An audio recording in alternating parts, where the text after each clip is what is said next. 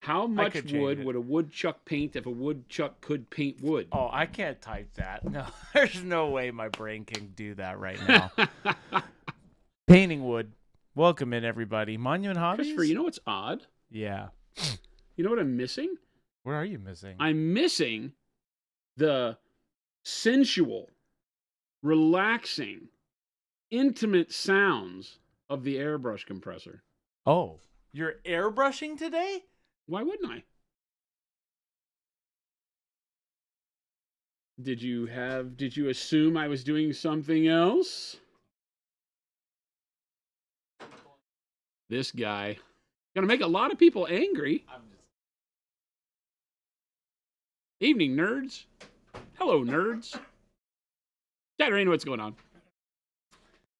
Dr. Floyd Berg, you were first. What's going on, everybody? We're painting wood today. How much wood would a woodchuck paint if a woodchuck could paint wood? Chuck wood, paint wood. But it's not chucking wood; he's painting wood. So it kind of messes with it. How much wood would a woodchuck paint if a woodchuck could paint wood? Say that 10 times fast, Chris. I can't, man. We are very sultry today, painting wood. Why did the employee at the calendar company get fired? He took a day off. He left a day off. Oh, I understand.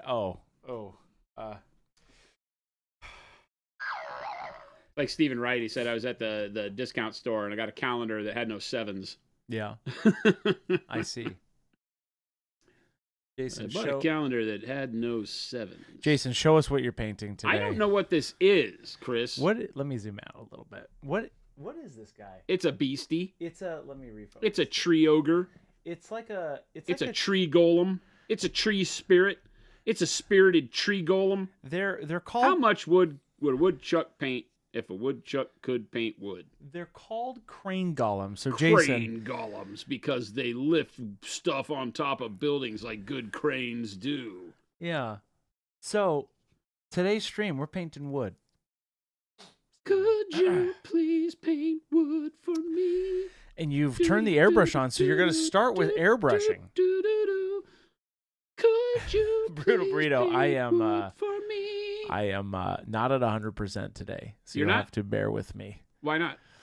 I had a horrible allergy attack last night. Oh, here he goes with his sniffles and his tells. I know. I will be muting myself for the nose blowies. He's got his sniffles. I'll be his tells. Sorry. Sniffle tells. Try not to sniff in the mic a bunch today. Sniffle tells. Swifter Bear, what's going on? So Chris tried to pee and someone tried to, no, I'm a happy boy. I'm just not 100% today. Oh, you're starting with royal purple for your wood? Hey, I'm looking for wood that might exist in like Willy Wonka's Oompa Loompa jungle. Okay, so tell me, okay. Is that what you're doing? Yeah. Oompa Loompa jungle wood. What would we say that 10 times fast? Oompa Loompa jungle wood. Oompa Doomple. Oompa Loompa jungle wood. Christopher. Oompa. This isn't that hard. Why do the nose things always get Oompa wrecked? Loompa Loompa jungle wood. Okay, what does Oompa Loompa jungle wood look like, Jason? It looks like this. Wow, chicka, wow, wow. Ladies and gentlemen, we're going to be painting up some wood today. We're going to be wood jokes all day long. I am going to be recording a lot of these bits. I'm recording a lot of these bits because we have been talking about wood a lot. And I can't. I'm trying to keep it straight. It keeps on. I'm trying to keep myself, on the straight and narrow here with this. We've been talking about painting wood a lot. So, Jason, how are you going to approach this? I'm gonna put purple in the brush. Okay. Royal purple. Royal purple. Yeah, I think a royal purple undertone for brown would be kind of neat. We'll see. I don't know. Maybe who knows? Okay, so you're going. I guess you're going like a traditional brown, like a traditional. Wood. That like wood? Is that what the Oompa Loompa forest looks like? I don't know. I think so. Have you ever been there? I mean, you do a lot of drugs, so. A lot of drugs. Lot of drugs. Lots Chris is of it. like, hey, I can't go hang out with you tonight because I got drugs to do. That's definitely not me. For He legal. learned it all from his mom and his dad.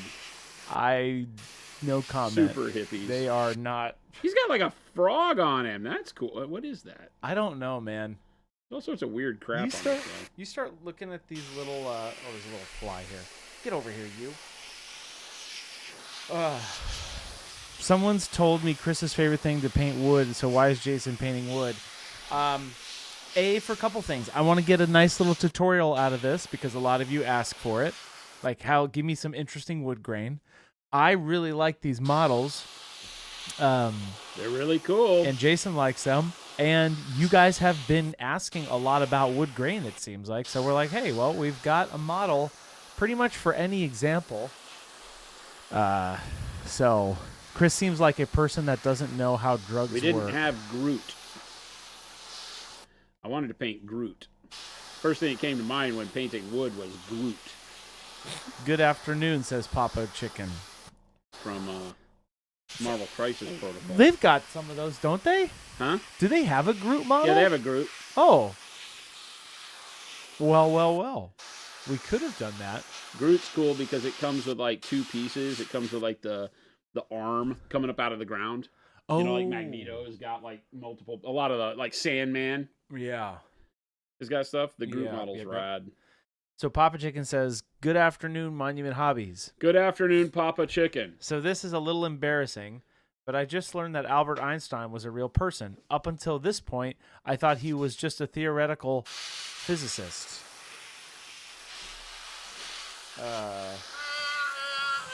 So that's atrocious. Like, did you make that up? Like, that feels like you made that up. I imagine Papa Chicken That was bad. laughing to himself hysterically when he makes these jokes. That was really bad. That's my Papa Chicken. In your head, that's what Papa Chicken sounds like? Yeah. He's just laughing hysterically at his own jokes? Yeah. So you're just base coding this whole thing, or are you just kind of going everywhere? I'm just shadow, you know, like where I think the shadows, from the bottom up, kind of, worm's eye view, if you will. Worm's eye view? You know, like this.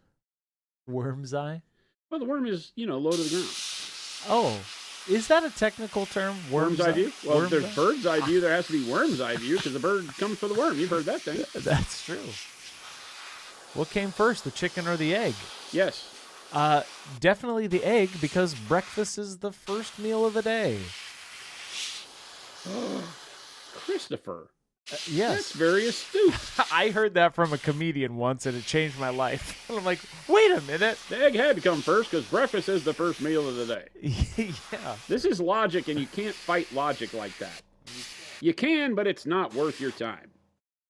Look, Burple. He likes that so much he had to blow his nose. Burple. That's cool. Okay, so where are we going from here? Cleaning the brush. Oh, okay. I don't need to record that bit. Okay, let me see. Who do we got here? Sorry, everybody. I'm catching up. Bear with me. Zilfer, Wirehead, Stan, Mo. This is going to be one of those where I'm going to wish we would have done all three of these at the same time. You can if you want. It's too late. You've already cleaned the brush. We're too far. What? Commando Ken says, can confirm Worm's Eye is a comic artist term. Okay. T. Schmidt says, Chris, have you picked a model to learn non-metallic metal with? Good question. I'm honest, folks. We have so many Conquest models now. Maybe we could do a knight or something. Oh, you're gonna want to paint one of my models? Yeah. You get to paint your own damn model. No, that's true. You're not gonna practice. I'll figure on my something stuff. out this weekend. I'm gonna figure it out. I don't trust my skills as a teacher that much. We can paint whatever you want. I'll figure it out, Chad. I'll let you know. I thought you were gonna do the. I was thinking of breastplate. The texture trainer warrior. Yeah, no, I was thinking about doing Surviathan, just the chest plate. Oh, the chest plate on Surviathan. Just to practice. Yeah. Right. That That would be way, great. it's not the whole model. I can use the concepts for you guys, right? and then you guys get to see it, and then I can go take it elsewhere, and then because I don't want it to. It'll only be for a couple days, so I figure that's a good spot. I think that's a great way to do it. Perfect. I'm gonna train on our texture trainers. We're gonna use them Marketing for what they're meant for. Marketing. Chris learned non-metallic. Redface says Chris learning non-metallic metal is like nuclear fusion. It's always 10 years away. Hey, whoa. Wow, that's a good analogy. Now, Jason, what? I think that consumer beast. Consumer beast. What is it called? It's the consumption beast, but now it's the consumer beast. It's the consumer beast. Wait, I've totally. It's freaking awesome, by the way. It's pretty cool. Could you do? I was thinking of something to show everybody. I thought like airbrush blending would be kind of cool on that thing. Heck yeah, it would be. Just like overall how to blend areas on the airbrush. How to do a larger amount of airbrushing to get closer to finished. Yeah, we could do that. Also, I got jazzed. I was going to ask you, there is those origami warriors. Those are pretty neat. They're like paper. And then you had those bird crane things. They're Tengu. They're awesome. I'm going to build the those. Tengu Ayakashi. I'm probably going to start building Tengu those. Bushi. I owe Jason some building. Some of those are at the house, too. They're cool. I've got Tengu at the house. All right. So we have royal purple. Burple. What's next? Burple. Jade. Jade. This wood's going to be very interesting. Why jade? Because I said so. Okay. I'll take it. Man, sometimes you just like to have fun, Chris. This is just an exploration in color. I'm thinking about cool tones that I could put underneath the standard brown. Because, wood on its own is kind of boring, right? Yeah. It's just brown. How many colors of brown do you want to put in it? Too many. You can put a lot of browns. And then you can do green washes and stuff over the top. But just like skin or anything else, you can underpaint and then do, less opaque layers of brown and really get some cool things happening. We have some green moss on him, right? So there's a really neat way that we could make all of that come to life. And plus, I really like the idea of the Weaver quartz being colorful. And not just being like this whole faction. I have to take into an account, right? One of the big things you're going to think about is not just the model you're looking at, but what army it goes in. Kind of like Feywood style. Yeah, maybe. Yeah. I don't know. When it's funny because when I start like this, I don't know that I have a good idea of what the final picture looks like. I don't plan a lot.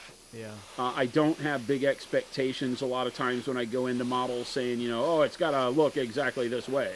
Yeah. I'm more so looking for what is going to make it really cool. Like, that's really bitchin'. I was just about to say, I'm like, dang, this is... So it's just a top-down zenithal, right? We're just kind of using the jade to put a nice zenithal highlight all over this guy to where we do the royal purple and then the greens. That's really bitchin'. And Chaos Angel, how would you work up wood for an axe handle versus wood that's still living? Wood that's still living, typically more green to it, right? Yeah. But if it's bark-laden wood, then it really doesn't matter. A perfectly alive tree would still be dark browns. Yeah. Right? So that's really up to you. I like to go a little bit more greens in the finished product. If it's alive or if it's new wood, new growth wood is going to be a little younger, a little more green to it. You can do like more golden browns rather than the dark black browns. Black brown could be, and using grays is more intricate for like dead wood, older trees, things like that. So I tend to look at it more like, age. Yeah. And then of course it is a good way to look at it. Like if you have an axe handle and it's obviously not alive anymore. Yeah. That's pretty bitchin'. That's really cool, actually. Right? Uh-huh. I like it. Punch that up. Do a couple layers of the jade so I can really get it to where it is in the mid-tones, because I think of jade as a mid-tone color when I'm doing this. The royal purple is my shadow. The jade falls into my mid-tones. I just want to make sure I have a pretty steep angle with the airbrush the whole time, so that I'm not putting jade into those shadows. It's just going to hit the high points around them. I can spray pretty freely. if I'm spraying like down the length of the model. So when I'm spraying, the airbrush is aiming like this. It's shooting downward. Yeah. So that when you look at the top of the model, look, it's a jade tree. And when you look at the bottom of the model, look, it's a purple tree. You don't want to see much jade from this angle. You don't want to see much purple from this angle. That's how you know you got it right. That's a really cool zenithal. Right? I love that. Ta-da! I like it. Wow. It's already come to life so quick. I like it. Airbrush. God's gift to go fast. Where's my water? Did I fill up? Is one of those empty, or did I fill it up? No, they're both full. Okay. Thank you. You're a miracle maker. I try. Miracle work. You're a man amongst men. You're my hero. I'm a who's to whom's kind of guy. No, I don't like that at all. You just made that up, and it makes no sense, and I don't like it. To Homsderly. Wake Titan says, thank you for the motivation to get back to painting yesterday. Nice. Heck yeah. I was able to get some paint plastic later after that. It wasn't. Awesome. What'd you pick? What'd you wind up painting? Because I know Yeah. you were having a problem with just like standard, not wanting to set up. Yeah. So what did you wind up picking that got you motivated? Did you just go do it? Yeah, I don't know. Did you smack yourself in the mirror? Look, man. Look, man. Stop being a wimp. That's going to be my answer from now on. Look yourself in the mirror. Just slap yourself. Stop being a wimp. Do it. Snap into a Slim Jim. Snap into a Slim Jim. Yeah, let us know, Wake Titan. In the meantime, Papa Chicken says, real tree time question. Tree. Okay, wait a second. What? Real tree time tree question. Thank you. When I look up reference photos, trees are often more gray than actual brown. Yep. But when I paint them, When they're bark laden. yeah, but when I paint them, the warm gray tones, it doesn't look right. Why do trees look worse painting them more realistic? Well, you gotta still give it the brown undertone, and then like do the gray as a dry brush maybe, and then finish off with something that's more like a light umber mixed with bright neutral gray or something. Add more brown and life into your grays. Don't just expect the gray color to do it on its own, is the first thing. And layer color back and forth. Do a layer of gray, layer of brown, layer of gray, layer of brown. Because that's the way the tree is. Yeah. You know, like if you take the bark and you pick a top layer of bark off, there's a neat brown underneath unless the tree's dead. It could be more gray. But if it's alive, you might have grayish bark on the outside that's sun faded. You pick it off and you get down to the brown meat, right? Or greenish, golden brown meat, whitish, you know. Wood has all sorts of really neat colors in it. And the reality is you can do it however you like. You know, you say you want it to be realistic, but, you know, you can go out and look at a tree in your front yard right now, and yes, you're going to see more gray than brown. But if you do the brown first, build up a really nice, rich brown base, and then just do the gray over the top, either dry brush or airbrush or whatever you like, then you can get some really cool coloring. All right, now I think I want something like khaki or like pale yellow. What do I want? Khaki or pale yellow? Khaki.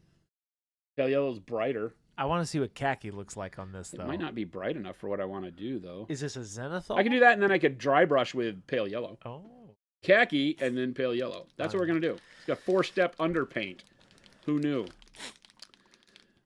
Because, well, we got to, every now and then Chris wants to see stuff, so we got to appease the beast. Feed the beast. Serious Maoki vibes from these Conquest models.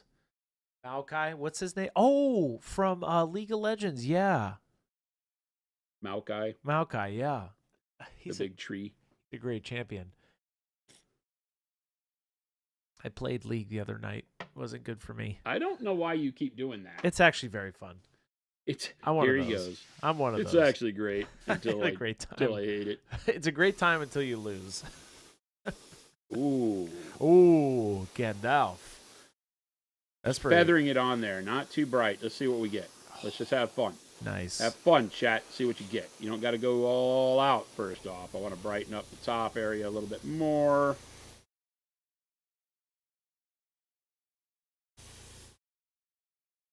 Riding that fine line between paint and no paint right now, so I get it to really just haze over that. Yeah. How rad that is.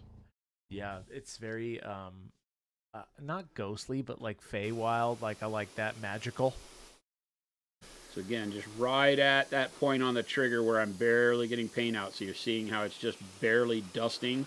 That's why I say it's very important as you learn to airbrush to be able to ride that fine line. So now I can dust it, not cover up my jade, but then I can pull the trigger back a little bit more and punch a little bit of color where I want it. I'll come in here and kind of just get a little bit more on some of these hot spots up top.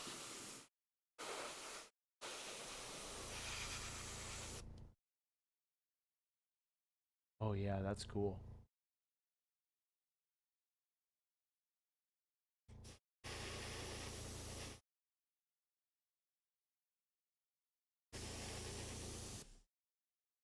And just feather it so I get a little bit of this color along all the sections here. Then you can brighten it up where you need to. Maybe a little bit of brightness getting close and just brighten up the calf muscles there. Right. Looking pretty good. That is pretty good. Agrippa, glad you got your rattle can in. I know it was probably cold for you guys.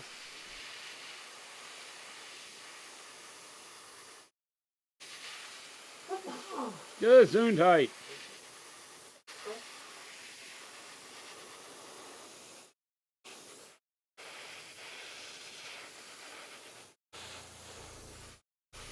Whew.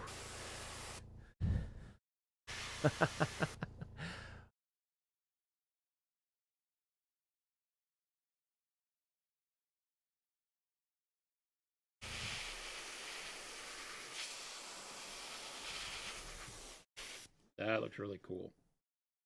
The purple has a lot of punch. We still got a lot of jade left, but we get quite a bit of brightness on him. I might want to brighten up because he's kind of hunchbacked. I might want to put a little bit more brightness from the khaki along the back here. But we are going to go back over this with a quick dry brush of pale yellow too. Okay. Why pale yellow? That's just a brighter version of khaki, right? Yeah. Something that keeps yellows because I'm going to move into browns. Okay. I can use ivory and stuff like that too, but I think bright pale yellow would be really good here. You could use white, but white is going to detract from the warmth you're putting with all these colors. And I want to be able to put brown over it and have the brown adopt some of this, right? The brown and the jade are going to give us some cool greens. If I do brown transparent or brown special sauce or, you know, whatever brown I choose. I would love to see that brown transparent. I've gotten to a place where I need to figure out how to. I never thin it down enough. I think I might airbrush brown transparent. We would just do this like with the underpainting and then airbrushing brown transparent over the top of all of it. So we're not really looking. We're already creating our shadows, so we don't need the special sauce. Yeah. Right, because the special sauce would help to give midtones and shadows. We're not going to need that because we're going to have shadows baked on really well after all of this. Well, seeing the formula, I think that'll be super good for me too, just in general. How to mix the transparent. Yes. Because we'll mix it really thin and do like I say, where you over thin and then layer up. Yeah. And we'll show you how you can layer up and how you can really then control how those underpainted colors show through. So this is just it's going to be a really cool way. And you could be doing this all with a dry brush. I'm doing it with airbrush because we got, you know, a show where I want to get as much done as possible. Yeah. But you could do this with a dry brush. You could just paint the whole thing royal purple, then do a sloppy wet dry brush of jade over that, and then a less wet dry brush of the khaki, and then even less wet, like a true dry brush of the bright pale yellow like I'm going to do. So there's no reason why you couldn't do all of this with dry brush.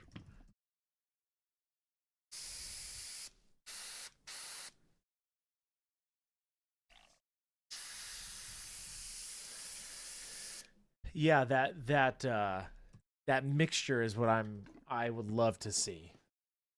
The thinning, just the ratio, because every time I try to do it, I feel like I don't know, it comes out not enough or too much. Okay. I don't know the balance. Okay. So that'll be cool. Because then I'll be like, oh, well, Jason did a skloosh and a smooge of water and a smudgeons of... Why do you just keep making words up? We already know it's a smidge, a dash. You've used a couple other ones. A smidge is a big one. A skosh, that's the other one. Yeah, a skosh. You just don't have to make up new words, dude. They already exist. A smooge. Stop just faking language. I have a problem. I need to see a doctor. What's happened to you? I don't know. What's happened to you? Oh, Huh? oh, I see what you're doing. You were What? cleaning off. Bridget says, serious question, Chris. Does this make you want to go home and paint more trees or wooden-themed creatures? Yes. That's why. This whole Weaver Court's army is going to be done this way. So we're setting the precedent right now for how I'm going to do these colors of browns, because the whole army is like tree aliens, right? Yeah. The Weaver Courts are part of the same group the Spires are. And in that, I got to make sure I'm not getting overspray on all of my great painted models. I've been shooting straight down, so that's fine. And so they use biomaterial in the environment, and the Weaver Courts are all about using the environment instead of bodies. So they use the trees and the grass and the rocks to form their exoskeletons and stuff, which is really bitchin'. Las Vegas. Not how that goes, but all right. So I think bright ivory. Bright ivory as your dry brush. Bright ivory. All right. It's going to be the closest thing I have to white that still maintains a little bit of yellow. Even more so than bright pale yellow. And you're dry brushing here. Dry brush. Now, are you going to add water to your dry brush? No. Okay. I said super dry. Super dry. Yeah, we want this super dry. Got it. Had we done the other stages of this without the airbrush and used the dry brush instead, then I would have done those with dampness on the brush. Yeah. Because you're looking for, see how all this has much more coverage? I'm looking for just edges now. Whenever you want your dry brush to just catch edges and sharp details, dry it. Yeah. Don't put dampness on it. The more dampness you have, the more paint you get on the model, the more coverage on the model you get. So you could have done all of this with a dry brush, even the purple if you wanted. Think of how you do the rust underneath the metallics. Yeah. Right? Same kind of thing. That's okay to use more wet. Use a big one. DD3. Boop, boop, be doop. Can you come down just a little? No. Perfect. Can you get your camera right? It's right. Jeez. I don't even understand this guy. So you're just flicking the model. Just to get started, see how it looks. One might say you're... I am not flicking my wood. The one would not be correct in saying. I only get one of those, and that was perfect.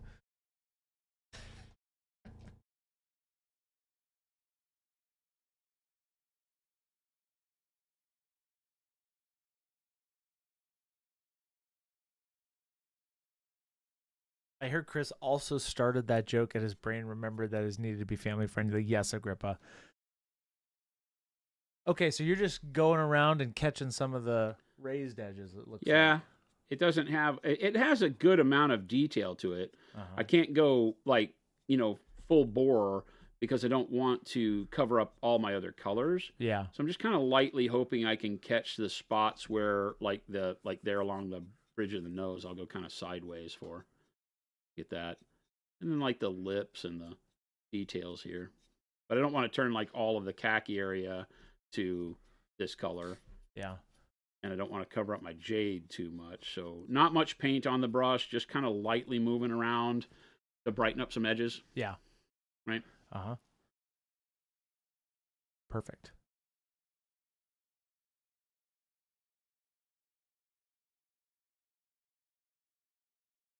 We'll go heavier up top where we know we're going to have much more light, much more contrast on everything. That took a lot of paint. The DD3 soaks up a bunch of paint. That's for damn sure. It definitely does. It's just a big brush. Yeah. A bajillion hairs in it. So, it's like, how much paint did you want to use on this? Because the answer is yes. So do you typically, when you're painting trees or something like this, do you do the bark and then you go back and do the leaves? Or do you do it all kind of at the same time? I typically will do the bark first and then the leaves because, again, paint inside out. It's so satisfying. Right? The bark is going to be down lower in the model.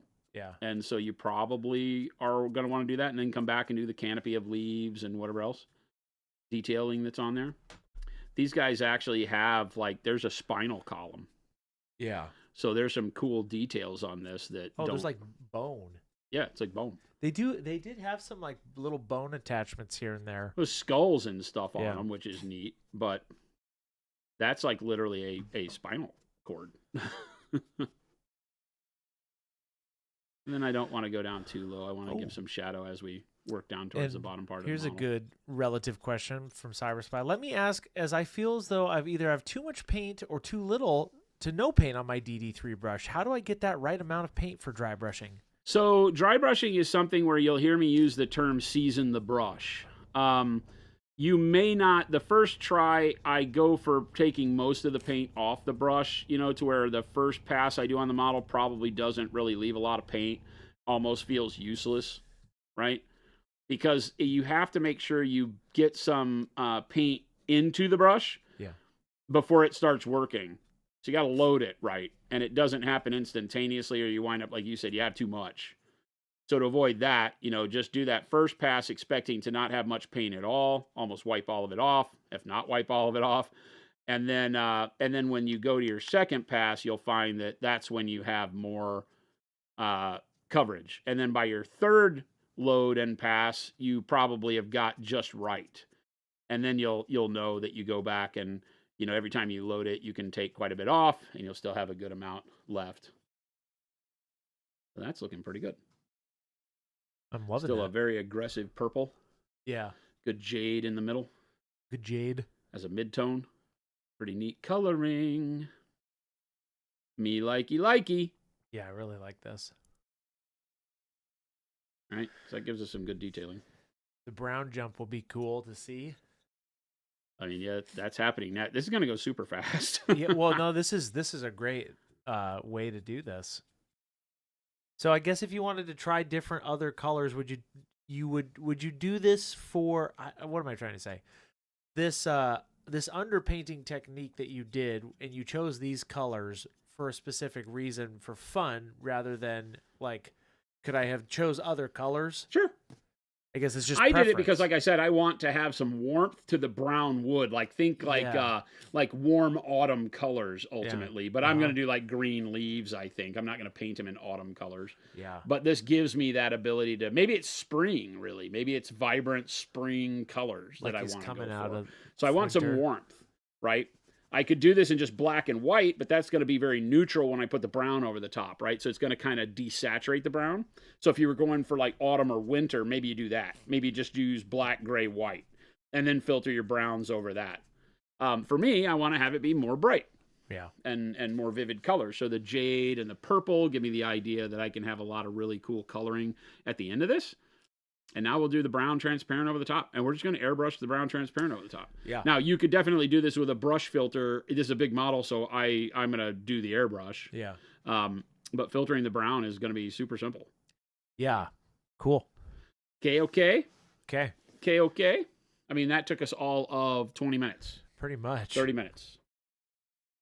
There you go. All right. Here's your workup. First, you need one of these graduated cups, because we are doing things very scientifically around here, and this goes into milliliters. 2.5 cc, which is cubic cool guys, and then 25 milliliter, 25 mil. Cool. That's not right. That's like it's 2.5. 2.5. I was like, our bottles are 25 mil, and it holds like a whole cup of paint. So right. It's 2.5 mil. So watch closely, because I'm going to show you how delicate of a mixing process you have to get this right. Okay? Watching closely. Remember, mathematics, scientific mixing process, right? Cup, graduations, bottle, all not graduated, right? And then that's about enough. And how many drops would you say that is? That's a lot. All right. I think that's probably about 6.5 smidges. Okay. That makes sense to me. That's 6.5 smidges. On this side of the cup, it's 5 milliliters. On this side of the cup, it's none. Oh, okay. All right. Perfect. So you would say 5 scaloshes. That was probably 12 drops. Okay. Ish. Ish. That's our legal terms of use there. I mix in Ish. terms of volume, and I don't measure the volume. I just do it visually, right? Yeah. So I know that you have that much paint. If you want to then turn the cup to the part to where it's not up against the side, then you can very easily take the glaze wash medium and you can fill up the glaze wash medium to be an equal amount to your paint. Okay. Or very similar, right? Uh-huh. And so I kind of want to start there. I'll probably do it to where it feels like it's like twice as much. I like 2 to 1. Okay, 2 to 1. 2 to 1. Typically. So you see I have about 2 to 1, I would think. Okay. Visual is fine because when you're mixing, it's not going to make that much difference if you have 2 extra drops or not, right? Because like I said, over thin your paint. Transparent brown has already got some translucence to it, hence the name. But 2 to 1, glaze wash to transparent. Yeah. I would put more glaze wash if this was an opaque color. I would probably do more like 3, 4, 5 to 1, right? And then water, I'm going to add about as much water as I have paint, right? So I'm going to think about like that, right? So 1 to 1 paint to water, 2 to 1 medium to paint. Does that make sense? Yeah. And then take the butt end of your brush and mix that up. Nice. Won't alter the color at all. It may make it appear lighter. It's not. There's nothing in here. It's just that more medium and all of that and clearing it out may lighten the color a bit, but it won't be And is that altering because the color on your model. that's because of the power of the transparency, essentially, right? Yeah. Huh. Okay. Then we get it all mixed up. Then here's the part where you have to go get hand tattoos. It's just an unfortunate circumstance. In order to be the best painter you can possibly be, go get a hand tattoo. And then that looks pretty good, right? I take a large amount of paint from the back end of the stirring thing and I move it around my tattoo or on something where you can see your opacity. This would be a great place to have like a black and white card, something that you can check the opacity of your paint on. Yeah. I don't expect to have hand tattoos. Everybody out there, half of the crowd is like, see, I told you I needed hand tattoos. And the other half is, I am never watching this guy again. All right. And then we're pretty low viscosity. You notice it's pretty liquid, right? Yep. It runs pretty even. So I know that's going to be good for the airbrush. And then we're just going to go pow right in. That's simple. Okay. Boom. Cool. And now I have a very low opacity brown to show you. If I spray it on my hand, right? I've got it to where it's going to take me quite a while to build up to any level of actual brown, right? It's very see-through. Notice how it looks as I go and filter it over that tooth right there. Oh, yeah, okay. You'll be able to see everything underneath it, and it'll just start bringing that orangish brown feel to everything we do. Okay, so it's going to look like baby poop. It's going to be great. Hold the brush back about 6 inches, and we're going to cover the whole model. Okay. Any rhyme or reason, or are you just covering all surface? Just covering it all surfaces. Now, if you had something like these green leaves that you didn't want to paint brown, you could miss those too. I'd probably be better suited if I didn't. Well, but you are going to base coat I'm going to paint those anyway. So now, what's the if I didn't have transparent brown, what would be another good color here? Warm brown would be really good to thin down. You would have to just use more thinner on it. Warm brown is a good color if you're going for what I'm going for, which is just a warmer wood look. Right? Yeah. Uh-huh. And then I'm just trying to get a really good single coat on everything. I don't want to layer up too much. Yeah. Uh-huh. Right? And I'm not throwing just a ton of paint at it. I'm still riding that fine line of, paint, no paint.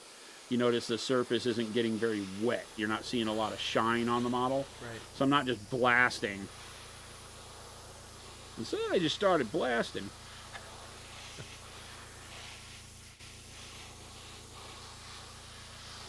Just feathering color on here. I do this because I want to just get a good sense of how this is going to look. What am I going to be left with?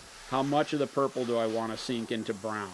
Any of it? Do I want to not put any of my shadows into purple? Maybe I just do one quick layer and I'm like, oh, that looks really rad, because it does. Right? So I start getting that really sunny look compared to this is where we started. This is where we're going. Right? So don't worry about turning all the color perfect on your first run. You know, make sure you just get a good filter on there. Starting down here low, bring it up.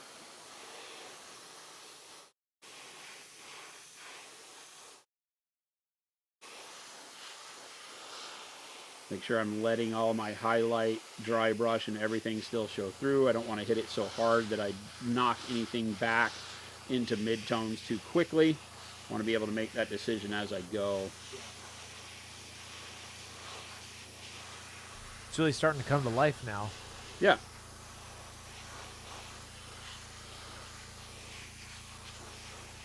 I really like that. I mean, just that one skim coat looks really cool. Yeah. Right. And at one point, do you stop airbrushing model wood like this and then switch to your brush? Well, after this coat, we will. Oh, okay. I mean, you could choose to airbrush as much as you're comfortable doing. Yeah. For me personally, I think that a model like this, I can just go to my next colors after this. Yeah. Right. Give it a minute to set up and dry. Yep. Then I'll go back and kind of spritz in where I need more brown, maybe over these highlights up here at the top of the stuff, because I'll still brush highlight everything. I'm not looking for my underpaint to equal the final look, right? But now I'm really happy with the way the jade and the purple are sitting on the model. Yeah. So I might go back to a zenithal style direction here, to where now I'm not going to shoot into the shadows purposefully. Yeah. I'm just going to make sure that my brown filters down from on top. And let's see how that looks. So just the highlights, some of the midtones, but not the shadows now. This will help turn everything a real good crisp brown. Even though it is, you know, the transparent brown is really warm. Yeah. It's right? almost like a hot orange, like a brown orangey. Yeah. Yeah, the transparent brown has a really nice orange quality to it, so it's very warm. It's warm and welcoming, Christopher. Yeah, and you're using this like a filter, right? It's just a filter. That's all this is. That's why we thinned it down so much. I don't want it to turn the model a particular color instantly. I want it to let me see all of my colors. So that's exactly what a filter is for. It's what we use: washes, glazes, all types of thin paint to achieve something like that, where we get a really nice glow, but I still have this neat glaze of jade and purple that comes out in the midtones. Right.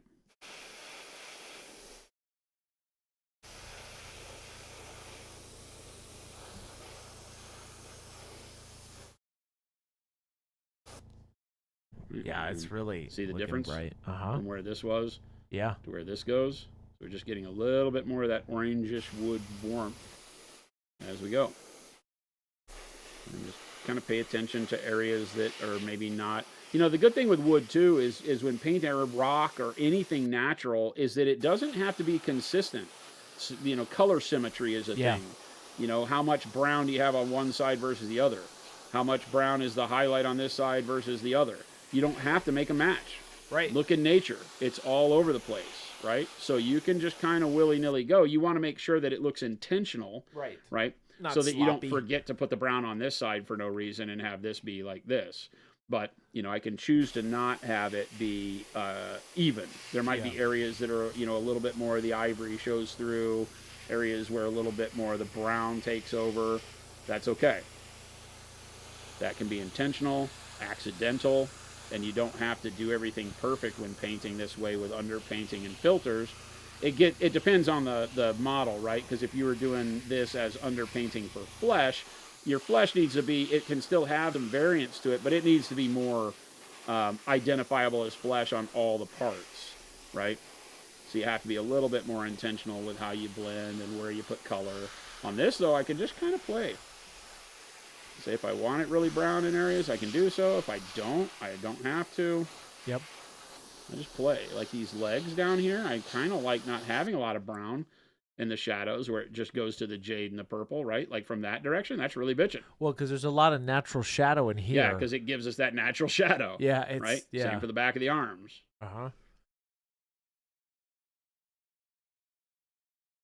So filtering is something that everybody should learn the importance of, because you will never regret knowing how I've run out of paint. So I've got to load some more in here. knowing how to put thin paint over base layers is a absolutely crucial knowledge point for you as a painter. You may not use it all the time, but when you do use it, oh, it's life-changing on what it can do to your model, how it can really accentuate areas, allow you to alter or fix colors that you didn't like after your base coats. You know, maybe you put a highlight on that you didn't like. Being able to filter over that highlight to change its color and its intensity is critical. You know, maybe you do red and you put pink over it and you're not happy with the pink. You really wish you would have used orange. Yeah. Being able to filter the orange so you're not painting, you know, opaque colors back over it is huge. It's just like life-changing when you're like, look what I can do. Then you're not afraid of mistakes as much. Filtering is one of those tools that really makes you less afraid to paint. Because you're like, if I don't like the color, I could just glaze some blue over it and make it blue. I could just glaze some green over it, make it green. I can do whatever I want. I'm in control because I know how to make color work even after I put it on the model. Yeah. Look at that. Look at those really neat greens we get off of the brown and the jade mixing together up through the armor here. That armor plating right on the beard. Great. What this is an Eclipse, Jason? What airbrush? So Iwata HPCS. HPCS, Wolfen. And it's a size 3 needle? Size 3, yeah. Yep. They may call it a 3.5, I don't remember. Yeah, I think that's what Wolfen's saying. 3.5, and then he typically uses a 22 PSI. For everything. Yeah, for everything. Filtering like this, like I said, if you get good at riding that fine line of where paint starts coming out versus not coming out, then you don't have to worry about PSI much. You're always prepped to be able to get the right kind of feel off of what you're doing.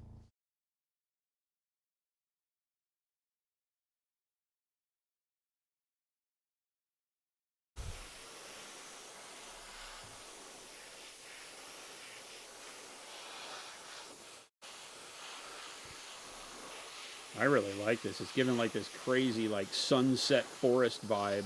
Yeah. I think we nailed it, chat. Yeah. Good stuffs. Ann's asking, do you know why sometimes when I mix colors they turn gray? Too many pigments in the colors generally. What colors are you having that problem with?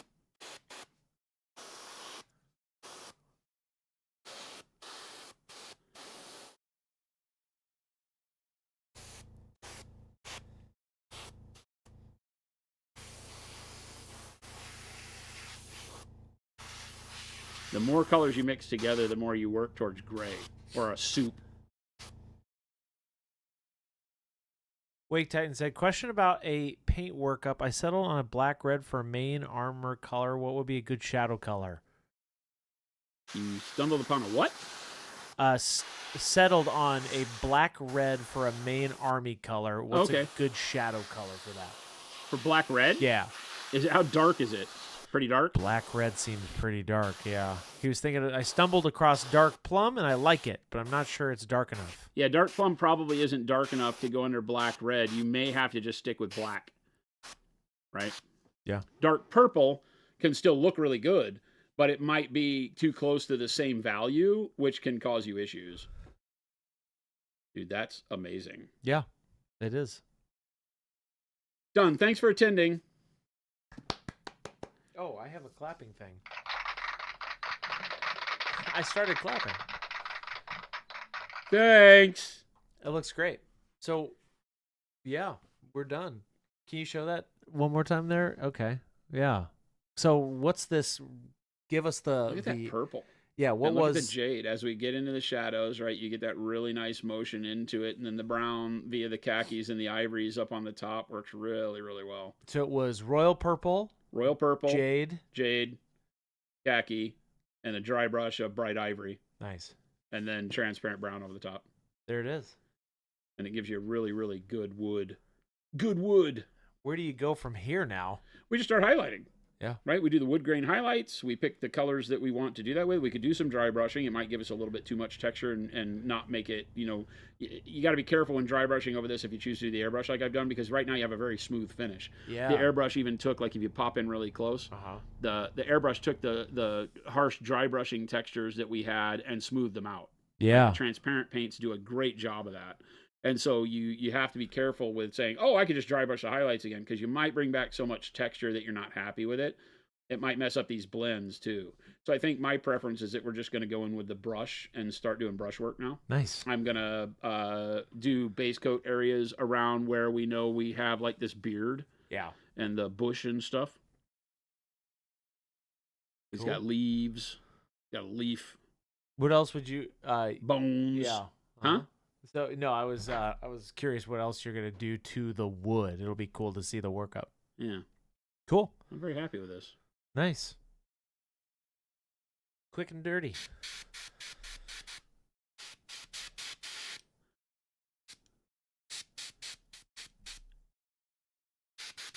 Couple of areas where I got a little bit of brightness showing through. Maybe I want to go in and cover that up a little bit.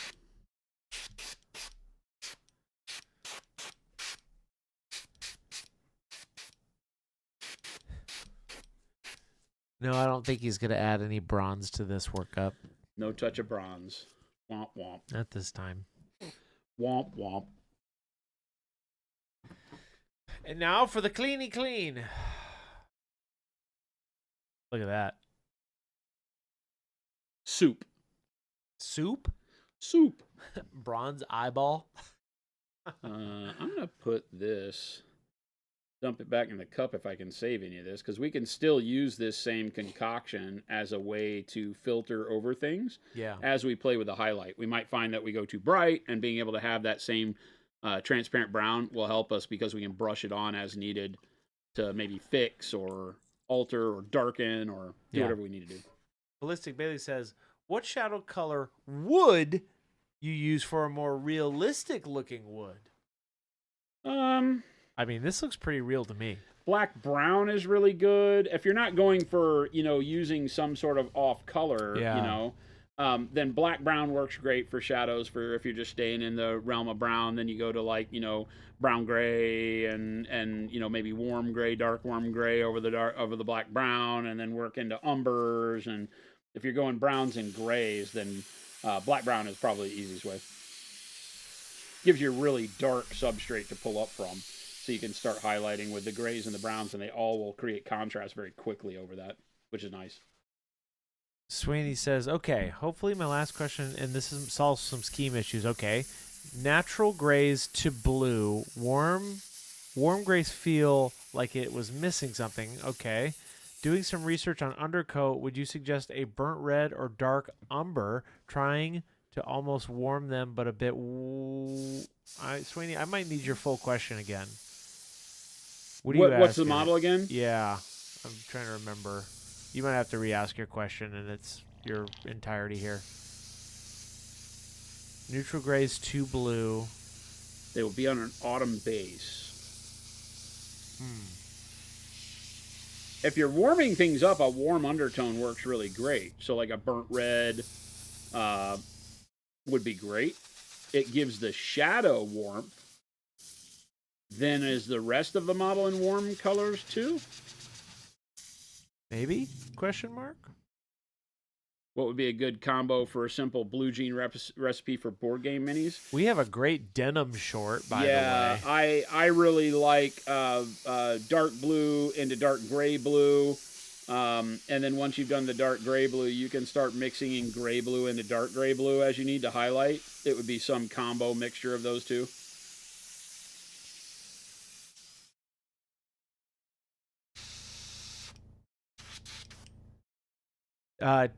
Tech Pappy says, first time chat, welcome in, by the way.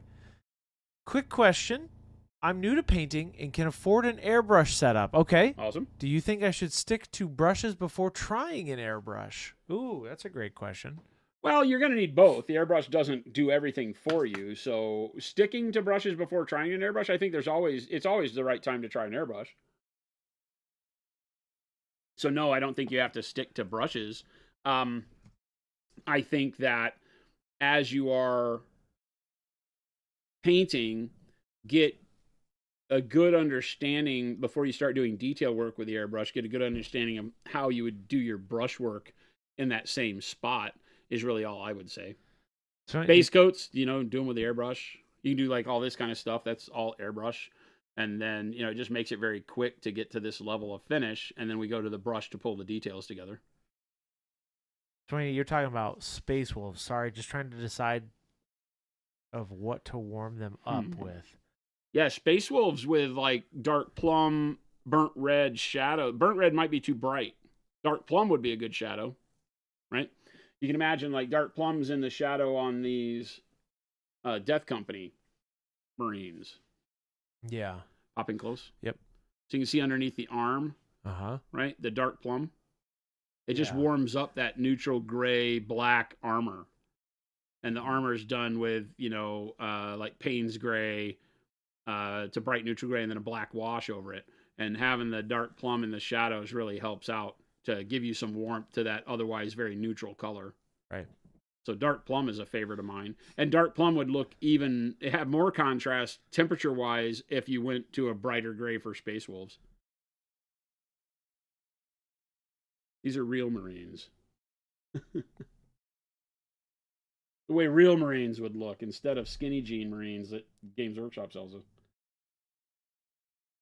He had a model. We only love chonky boys. Ogre, I would go look through our live tab and look at the thumbnails, and you'll probably find that model. It was probably several months ago. The hate model. Hate? Yeah, November 8th, maybe? Ogre, I'm not really sure what you're asking, so you might have to clarify. Which one, the skin with the lizard? I think so. This guy? November 28th? That's the last one we've done. Yeah. Yeah, I need more. You need to clarify a little bit more, Ogre. But this is that stream, if that is what you're talking about. Hopefully I'm getting that. This was just, really quick. It was intended to be underpainting for flesh. And then I kind of like the sketchiness and the brightness of the underpaint, but I would still filter color over this guy.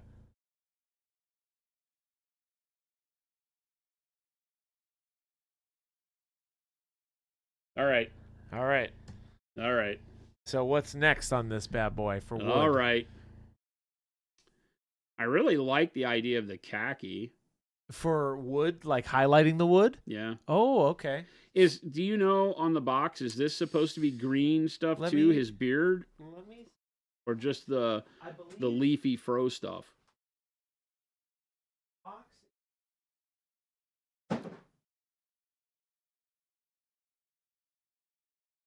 It's leaf. They're all the same. It looks like a...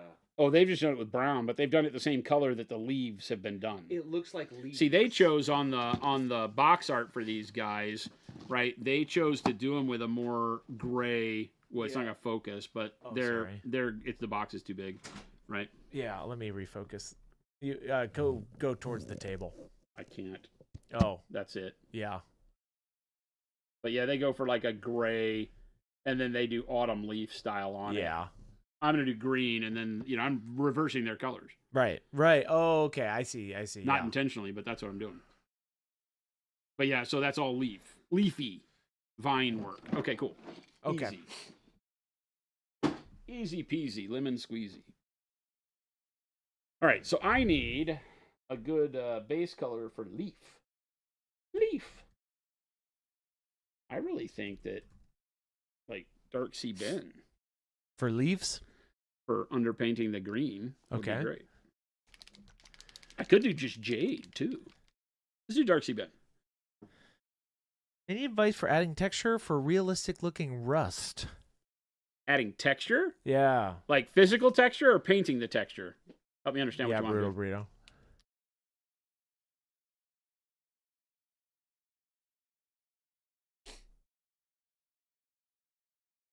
You come down a little, Jason. No.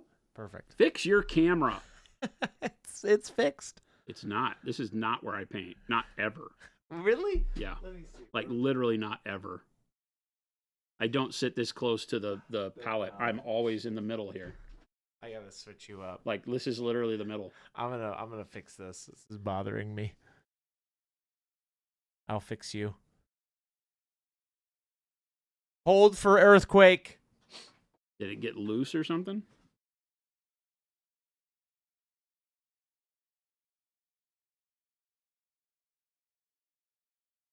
Yeah, because this is not comfortable.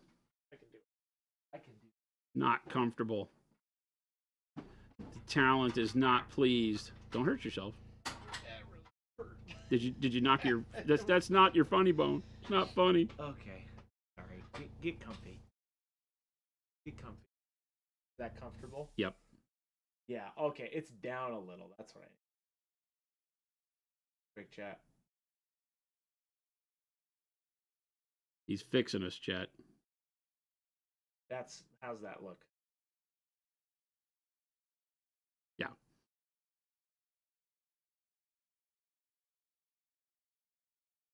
I didn't do anything. You did it all. Thank you, Chris. See, chat, he's been yelling at me all week. Can you center up, please? No, fix your camera.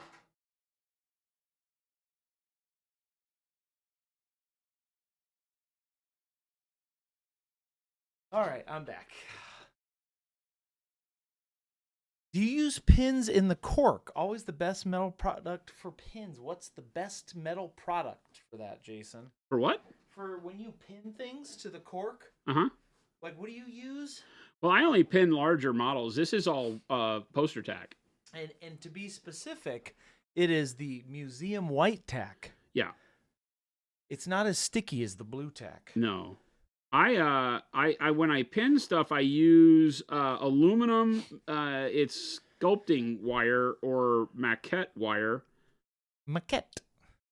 For making your sculpting maquettes. That's what I use. It comes in spools and various gauges. Yeah. And that's what I tend to use. For like busts and things.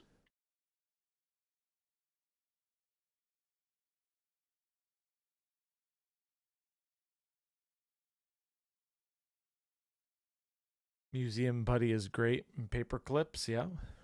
Paper clips work good. For pinning models, I typically use paper clips. Like if I'm pinning parts of models together, I would always keep paper clips around and just clip them to length. Back when we were doing metal models all the time. Nowadays, you don't really have to pin models together, but... Old Gamer says, last week I received my order for the rest of the single paints I still needed and also the 2 amp sets. Okay. Why is it called amp? And isn't it strange to use your matte paints with satin paints, question mark? No. You can intermix them. The more satin they are, the more difficult it is. You might have to put some matte varnish on it in order to really get it to look the way you want it to. That's kind of really like the Dallas Signature Series. Yeah, it's all it from is. AMG. It's the Dallas Kemp Signature Series stuff is the AMG because the amp paints are atomic mass paints. Yeah. Right. So they are the colors that match what Atomic Mass uses in their studio and with their painters for all their Star Wars, Shatterpoint, and Legion painting stuff.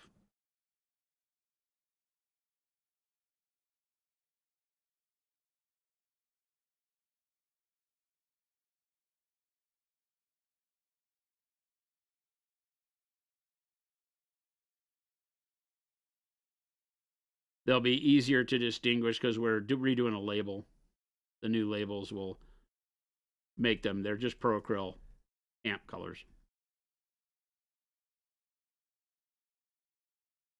Because we did create some confusion. People are like, is this the same thing? Is it still Pro Acryl? Yeah, it is. Yep.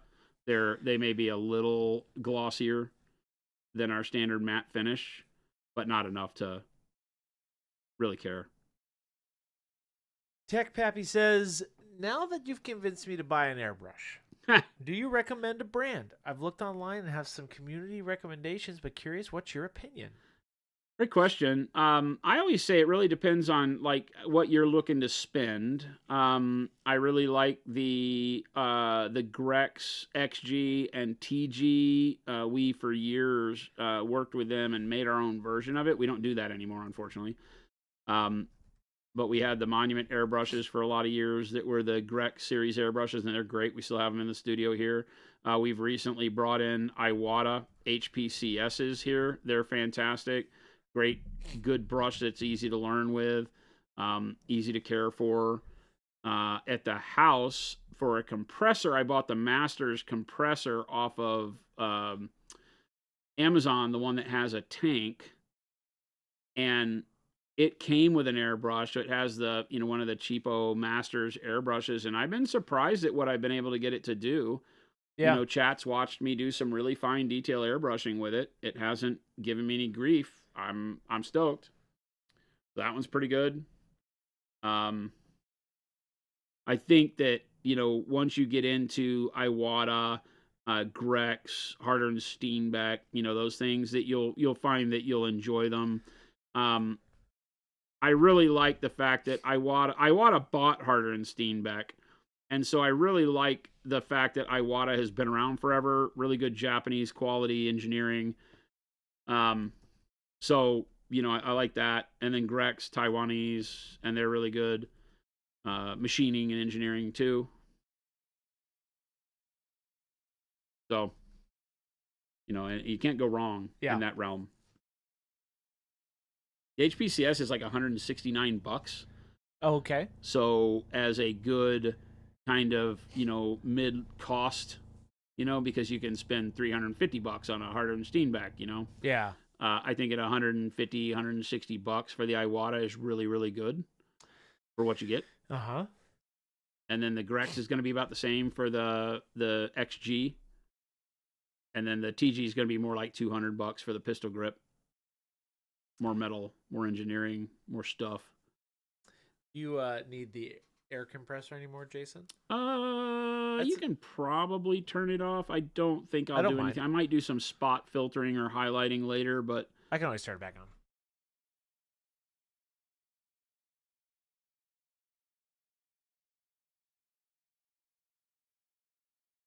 Did it walk? It doesn't have the TV stopping it.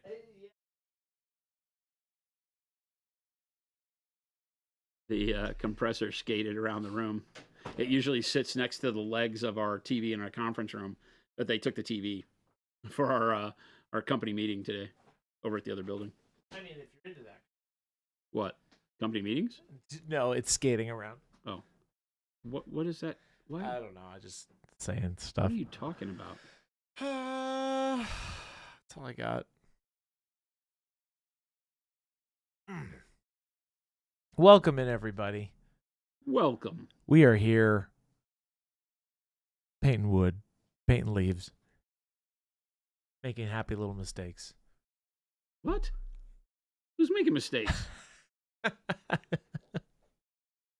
This is happy little trees, It's Bob Ross. I haven't made any mistakes, have I? I know, but it's his, we're painting happy little trees, like little, and then maybe sometimes you make a little mistake, happy little mistake. What brush are you using, Jason? He's changing the subject now. After 3? saying I'm making mistakes. No, it was a Bob Ross reference. I swear. I am using a Dauntless number 4. A very beat up Dauntless number 4. You mean is number 5? You mean? It's number 5. Sorry. Number 5. The mistake was agreeing to let Chris talk. Whoa, Agrippa. I give him too much leeway. He's like elder abuse. Changes the subject all the time. Me? No, I don't do that. I stay on track. Oh. Oh boy, Chris. No, I'm losing. Chris is running on 3 hours of sleep. Did you really not sleep last night? No, that sucks, right? I couldn't fall asleep till 11. And I got up around like 2:30. That sucks. Just it hits me every time the weather starts to change a little bit. Yeah. From the cold to the hot, it kills me. Well, this is the other way. Oh yeah. Well, it was for some. We're getting into the out of the winter. I think it's going to be coming out of the winter. I think we're really getting into the winter. You think so? Yeah. It's been so hot lately. It's been cold. There were a couple of days where it got It warm. might have. I don't know. Something must have bloomed or something, man. Yeah, it could be too. We've had a lot That's of the problem rain. with Arizona is it feels like the plants don't know what they're supposed to do. And then So sometimes they bloom and then they freeze and then they they do. bloom and then they freeze. And Yes, so I wouldn't want to be a plant in Arizona. Unless I was at Chris's house where he'd take great care of me. I was just thinking about that. I'm like, oh, I need to repot some plants, I think, this weekend. But I probably won't. But otherwise, I will. What kind of plants you got? Right now, my aloe vera is overtaking my patio, so I got to trim it down. Aloe vera get crazy, dude. Yeah, I have a lot of aloe as well. And then I have a lot of elephant ear. I'm thinking about potentially starting 2 rose bushes in big pots, but roses are harder to take care of, so it's kind of more of a commitment rather than I put succulents and cactus out there and it just grows like wildfire. Aloe, have a lot of aloe. He burns himself a lot. I have a lot of aloe. I have some agave plants. What else do I have out there? And Makes various. I thought about doing that. Not me personally, but I was going to grow some of that. So yeah, I've got a lot of that stuff. For all the burns that chat leaves me. You can grow elephant ears. Yum, says Hoosier. I was gonna say, isn't elephant ear like a pastry? No, yes, but it's also a type of succulent cactus. It's very popular. But it is a pastry, right? Like a bear claw? I think so. Yes. Isn't there an elephant ear thing? Yeah, I think it's similar to bear claws. Yeah, Wake Titan. That's exactly right. Roses take a lot of watering, are prone to disease if you don't transplant them from their original containers, and if they don't root well, then they'll die. If they're out in the hot too long, luckily for my patio, I have a very odd situation in Arizona where I get all of the best sun and not the hottest sun on all the plants. So luckily I have amazing sunlight on my patio. Is that good, or does that just burn stuff to the ground? No, it's good because it's only morning light on that patio. Oh, so it's still not, abusive temperatures. Yes, it's my patio is shaded starting at 12 noon. So I have a lot of protection for my plants. And then I go inside and I paint trees. I've started to have less plants inside, though, I've decided. Why is that? I used to have so many indoor plants, like so many. And I'm just like, it's just, it's so much easier to take care of outdoor plants if you know. Is it? It's a little less messy. It's a little bit more of a hassle to do indoor plants correctly, I think. Unless you like pothos. That's just like the traditional, pothos, right? I'm horrible with plants, period, so. I do like indoor plants if they're very hardy. I used to have so many.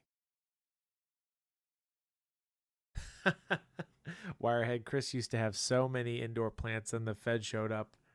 So now he works for the FBI. There you go. I took the deal. Who knew? Hoosier says, so I know it says we don't need a thinner for your primer. But my black primer seems to be very thick. Will a little bit of thinner hurt that primer? And it's not the airbrush. I cleaned it twice. Okay, so the paint seems thick in the bottle or thick as you're spraying? Yeah. Because it's really difficult to convince me that the paint is thick. And you say it's not the airbrush because you cleaned it twice, but don't forget that cleaning doesn't mean it's clean. Yeah. Dried paint in the nozzle will constrict the hole, and unless you do very, very thorough soaking and cleaning of the nozzle, it doesn't guarantee that you are not still facing that constriction, which can cause problems with thicker polyurethane-based resin paints. which is generally primer. Other paints might flow through it perfectly, and then you go to prime, and it causes problems. So, there's something to think about. I'm not calling you a liar. I just know that I've gone through and cleaned my brush excessively, and still had problems until I go in and actually physically take a device and probe the nozzle and get it clean. Hoosier says it'll spray water and isopropyl. Yeah, sure it will. They're very thin, low viscosity, so they should never cause clogging, I wouldn't think. I found that you're dealing with micron thick inconsistencies. So one of the things that people have a hard time getting past is that, the nozzle and the opening, you're not talking about large apertures. It doesn't take but a hair's breadth of dried paint inside there to cause your spray pattern to change, to cause fluttering at the end that leads to tip dry, things like that. So it's always just something you have to look out for.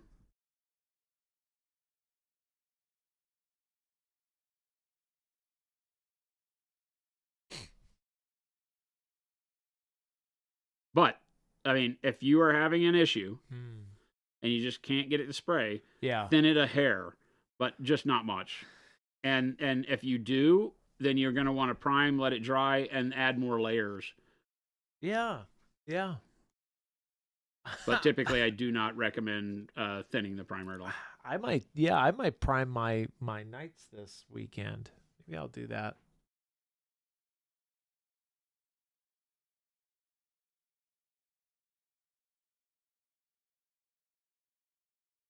Make some progress on those. Is that your next project? Is that what you're still wanting to work on? I think so. I think I'm not going to overcomplicate them. I think I'm going to. They have a lot of bits. Like when you start looking at those nights and you look at the back, you're like, oh, yeah, there's a lot. You mean all the mechanical stuff? Like there's tubes, there's like all of this stuff. So I think what I'm going to do is what I did with my Titan, where I based it all in that that kind of rusted out, like the classic rust. But I'm gonna change the colors up, right, so they don't look as rusty. So I'm gonna do some underpainting. Okay. And then I'm gonna get them all that way. Then I'm gonna airbrush some panels, and then I'm gonna go back and select some things to paint. Right. So you're not gonna do the Knights of the Round Table? No, I am 100%. Oh, okay. Yes, 100%. That'll be on the panels, like with stencils and all that.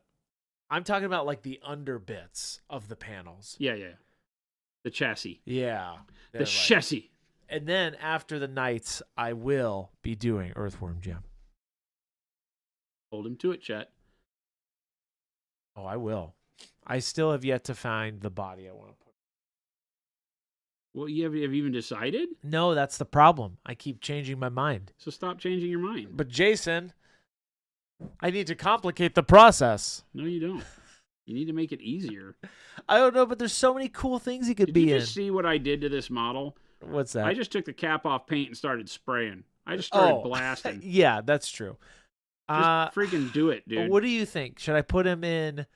I also had an idea of putting him in Horace's body, which I thought would have been hilarious. I think that Horace could be cool, but there's a lot. It's too many bits. It could be cool. There's so many. He's very chaos, though. I was gonna put him in a dreadnought. I think. Or a space marine. I need a space marine. How big is he versus Psychro in the game? He is similar in size. I want Psychro to be more monstrous in my world, if that makes sense. So I was going to say, because if you're doing, Psychro is the Zinch. Yeah, demon, so right? He's Greater huge. Demon is Zinch. That's why I was originally like, okay, I need to put him in a dreadnought. So, but Maybe that might be too big because then they're kind of almost the same size, depending on the dreadnought. Well, and that is the whole reason why. If you did a Contemptor dread, I think would be really good. Yeah, I have. Don't do the bigger dreads. I have a Ballista one or B. I don't know what it's called. But that's kind of, you make a good point. I think if you do this guy right here, number like one, that. it has the open area where his head can come out from. Oh. Which would be really bitching because the other dreadnoughts do not. Oh, right? So this one has a neat area where you could have his head come out from it, and that might work better. Do they have a plasma looking gun? Yes, they do have a Contemptor plasma gun. That's what I need. Yeah. Because I want that's we the have it whole... here someplace. We have the Contemptor weapon group because they make a plastic box that just comes with all the arm shooty weapons for them. Yeah. And I believe there is a plasma cannon. That was the reason why is and this one's small enough that when you put the greater demon of Tzeentch around him, it'll still be monstrous. Yeah. There you go. Maybe I'll do that. It's the head thing that got me. So the rest of them are hard to figure out the head because the head is so nestled back into the armor that it doesn't give you much of an opening. The Contemptor does. You'd have to like cut it out or something. You'd have to change it up pretty much. I could do a Contemptor. We probably have Contemptors around here. You have convinced me. And then I'm trying to decide if I want to make Psychro. Oh no! Then I could take the Dreadnought that I have and use the back. I need your help, Jason, on how to. I want to take his wings off. Psychro will not have wings, right? And he'll have a jetpack, right. So I'll have to like mold the wing spots over. That's easy. You say that, but that's intimidating. You for covered me. giants with rocks. That's true. I think you can do this. I love it how you're like, that's true. I wasn't trying to say that as a shameful thing. It's like you've already done crazy stuff to models, so. That's true. I had a great idea, though, for my knights. Sir Benevere, in Monty Python, has a giant feather sticking out of his head.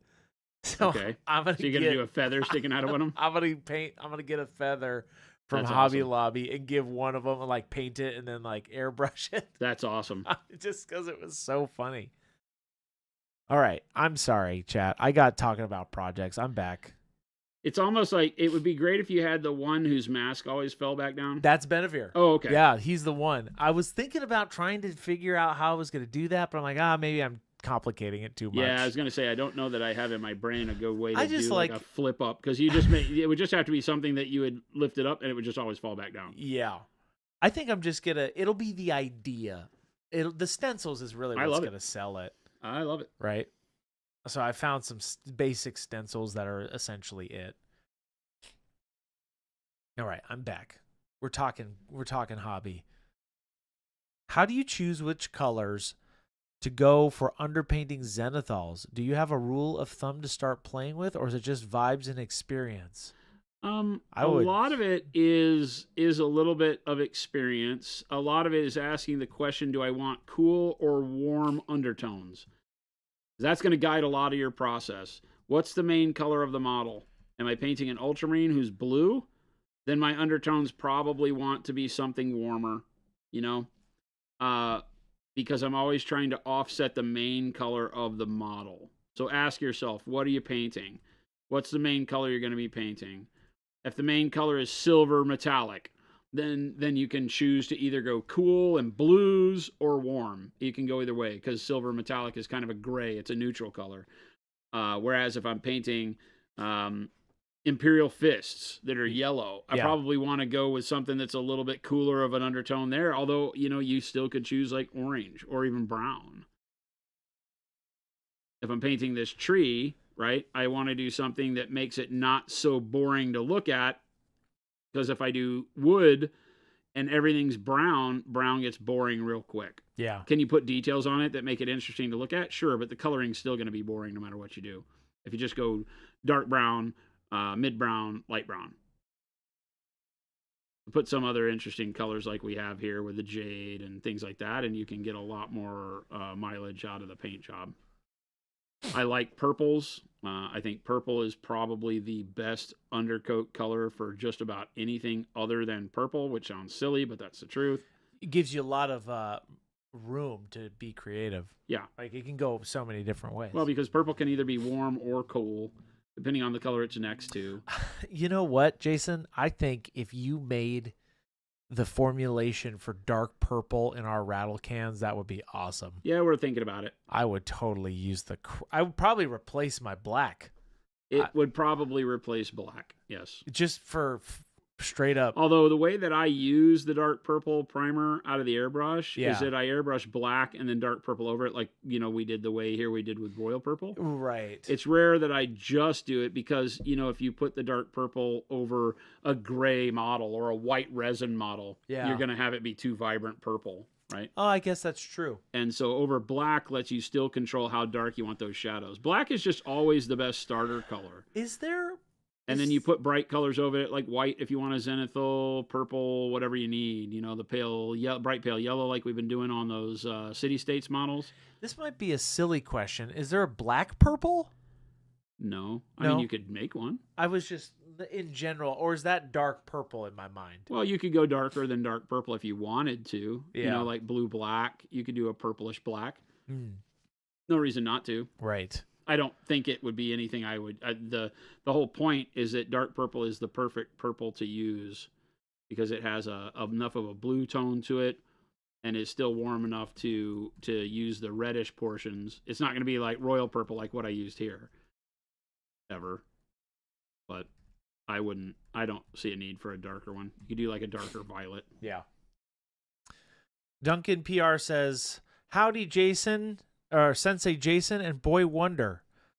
Boy Wonder. I have been painting for a couple of months and have been knocking my head as how to get my brushes to look like yours.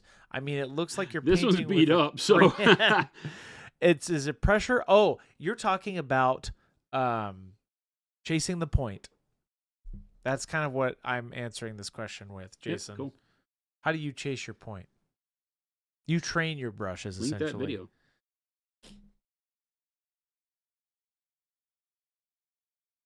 That one was a while ago. Yeah, we have a video called Chasing the Point, and it is showing you that you can use the pressure you paint with to kind of reset the tip of your brush all the time. Yeah. And it works by... I'll show you here in a second. Well, it's funny. In that video, you're using the first Dauntless brush. The white one? The white one. Nice.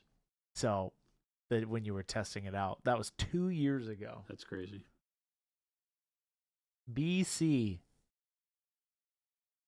BC? Before Chris. Oh, really? Yeah. You weren't producing then? Nope. What? There was a time when you weren't producing this show? I haven't been here for 2 years. I remember there being a Jen at the helm. It was and Jen. then it was you. I think there was a time in between where Baby J and I had to just do it on our own. There was Baby J, it was you, then there was Jen, and then there was sometimes Shelby, sometimes Gabe. I rarely did it. Jen was the first. I also wasn't doing it.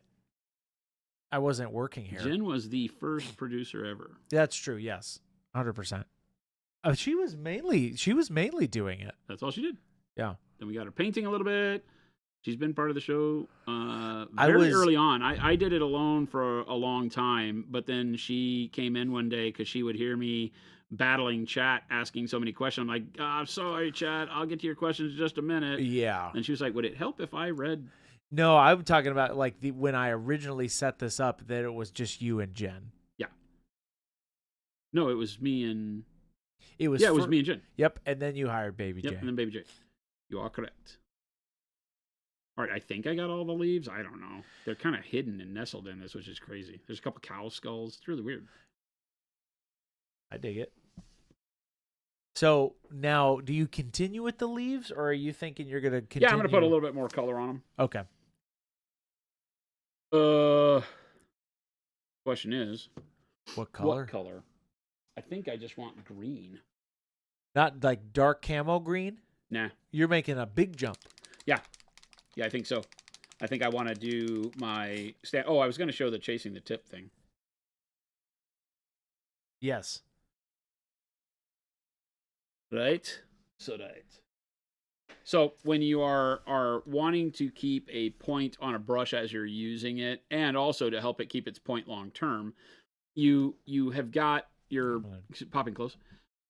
You've got your brush with a point, right? Start off with a good point, then you start painting. And as you paint, you lose the point. Maybe you press hard and it flattens the point out like that. Yeah. Right? Well, what happens is that if you rotate it 90 degrees, you get the point back. Yeah. Because you've just flattened it in one direction. You've created a chisel shape as you put pressure on it, right? You see it kind of splay. If I aggravate it, it'll flatten out. But even that, when I take it like that, now it has no point. You rotate it and there's your point again. So rotate it 90 degrees, get your point back. Now you can paint with your fine detail again for a few strokes, and then it flattens out. And then you rotate it back to the point. So you can continue to do it. This brush is dry, but and as it's wet like that, it'll just continue to do that. So that's how you see me painting all the time. As the brush flattens out, it gets a little bit of a dull point. I turn it, I get my chisel tip back, get my nice form back, and then a couple of brush strokes later, it flattens out, and I rotate it to get my tip back. So you'll see me rotating my brush all the time, as I mostly when I go to line up on the model. Like I'll go to line up on the model, and I'll be like, okay, I got to paint this little highlight here, and the brush will be flat on one side, and I'll rotate it to get my detail side, and then I'll paint my line.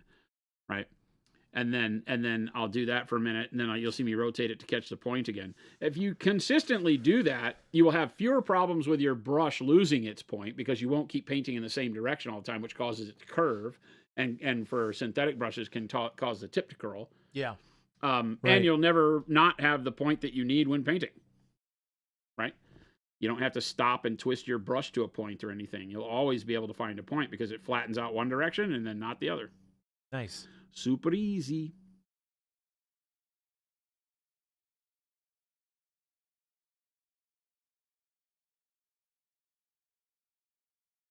I've just given you the power to be in command of your brush for the rest of your life.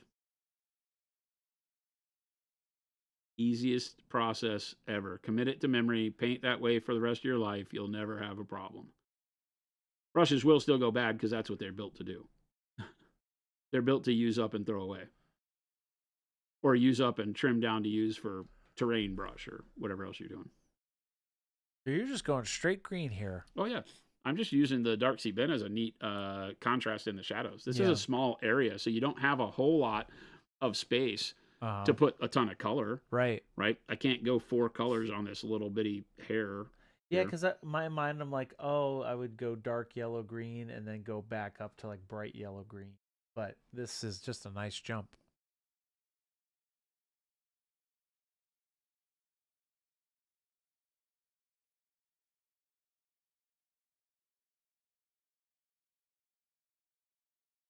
Yeah, Duncan, that Chase the Point video was great. That was the time like when we didn't, I'm like look back at our videos, and then there was a stint of when we started the new tutorial stuff, right? And then there was a bunch of VODs because we had to upload those individually.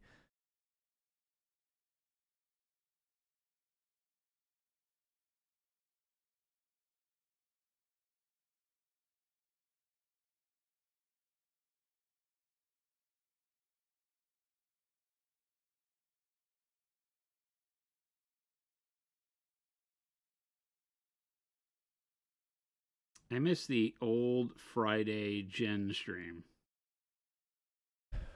Not necessarily the drinking, because we used to drink. She could come on. She does. We used to drink. No, it was the late night. It was the whole, like, we used to do the giveaways and spin the wheel, and we had all these cool things that we did on the stream. And we drank Moscow Mules, and we just chit chatted, and it was a great, great time. We would go till, I don't know, 9:30 or 10 a lot of times. You could do it back. No. We're old now, and we don't drink. No, you're not old. And you could do like chocolate milk. We could do chocolate milk. Actually, that sounds pretty dang amazing.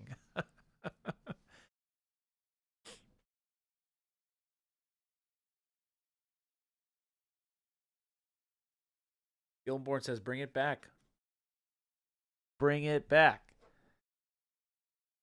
Lumberjack says, I miss the old Therapy Thursday. Yeah, Therapy Thursday was always really good, too. We have them every once in a while. We still do that. It's just whenever it happens. It doesn't have to be just Thursday anymore. This is therapy all the time. Painting therapy.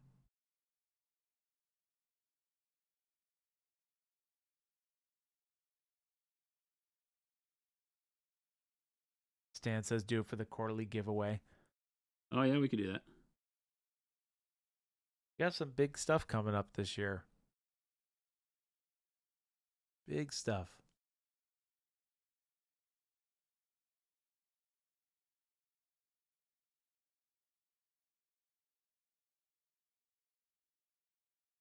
T. Schmidt says, not old, but you did just talk about 9:30 like it was late. I mean, you're into that thing. I don't know who you are that 9:30 isn't late. What kind of kid are you? Staying up till 2. Ain't nothing good happen after 9:30. Lapatine Live says, passionate and knowledgeable, amazing stuff. Hey, thank you. Scorcher says, yes, very much so. I've never known a company that cares more about their community than Monument Hobbies. I say community because we're more than customers. Thank you. It really shows. That's the way we talk about you, is that we don't have customers, we have community. And we hope that if we have anybody who, just comes and does a transaction and buys some paint, that they find our community. It's not always the easiest thing in today's world. There's a lot of noise. And so we're always trying, first off to be like, hey, come join us. Come sit on the stream. Come ask questions. We have in customer service, one of our biggest responses to people that are like, hey, I'm having a problem with a thing. Come on the live stream and we'll show you how. Yeah. And they're blown away when they come in and they go, hey, I was asking customer service about a thing. And then we're like, oh, yeah, I remember that. Let me show you. And, people are blown away. They're like, whoa. You took the time. Yeah. We get messages in the background. You took the time to show me what was going on. And, when I thought it wasn't working and all was lost and, we would be able to reel it back in for them. Yeah. Because it can be frustrating, especially if you've just bought a product and it's not working the way you want it to work. You had expectations. It's not meeting them. So being able to have a community that, responds in a way that isn't just, oh, well, we'll send you another one. Yeah, we kind of do a live FAQ pretty much every day as well. 100%. Like, yeah, 100%. Yeah, if you guys have questions, this is the place. We always tell that to support. Bring them over here. We've had people This is the best way to do it. We've had people who've gotten mad at us before because they're like, I don't want to come watch a show or be lectured about how to paint. I've been painting for a long time. Just replace it. And I'm like, okay, well, let me explain something to you. If there is, let's just say there is a user error. Yeah. Or let's just say that this product isn't going to work with the way you paint at all, because that's the truth. Some people paint with a technique or a thing that maybe a particular product they buy from us just isn't the right way. Yeah. And I said, I don't want to send you another one and double your frustration. Yeah. So let's talk it through a little bit. Spend a little bit of time with me now for lots less pain in the future. And by the end, usually people are blown away. They're like, oh, wow, okay, I get it. Thank you. That's why we do this. A lot of people, I think, deal with people that are like, that's not us, it's you. And we never want to sound like, it's your fault, not us. We never do anything wrong. We have bad batches of paint every now and then. It's rare, but we own up to it. But it's more of I want to make sure that we're really answering the question and getting rid of the problem, not just being like, okay, you can only have, customer service can only spend 15 seconds on a ticket. Yeah. Like Amazon, where you're like, okay, the answer is send them a new one. Yeah, or they might not even get back to you. Yeah. It's one or the other. It's like either you hear back or you just get a new one. Or you don't hear back or you get a new one, it seems like. That's been my struggle. I never want to just send out a new one, and it's not because we're miserly. It's because I'm always worried that the new one's just going to do the same thing the old one did, and people are going to be pissed off. Then I got to go answer Reddit. Now, there's one thing I don't want to ever do is go spend my time on Reddit. I hate that place.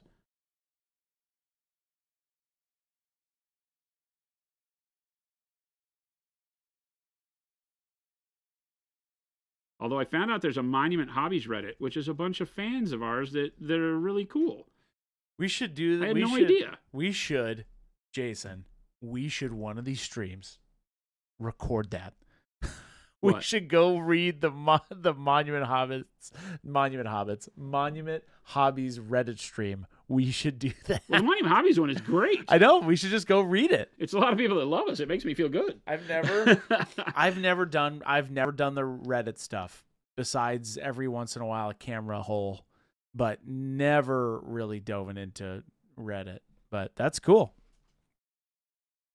This is really difficult. This is an area that is it's like an afro, right? It is very tiny. Very little dimples of texture here. And so if I just put the brush across it in a very, meaning, like the way I would paint a normal layer, it'll just turn it green. I won't get any of the dark. You're just lightly going over it. I'm just lightly letting the tip bounce off of these little, details. Right. to kind of create what I need it to, and I'll press a little bit harder to get a little bit more color once I feel like it's set up. But yeah, it's a hell of a texture. It's really nice and detailed, but it's tiny. Use the side of the brush. You almost have to like dry brush with a wet brush, if that makes sense. Yeah.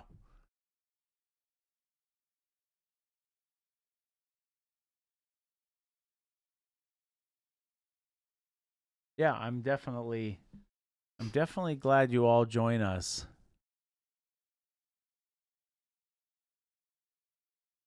Is that his eye? That is his eye. This thing is crazy. It's an eye. The more I look at it, the crazier it gets. Yep, that's his eye.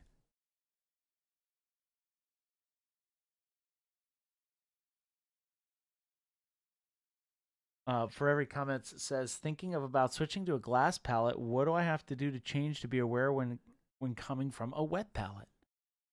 Wants to make the switch. Just don't put out as much paint as you probably do on a wet palette, right? Because you will have your paint dry quicker.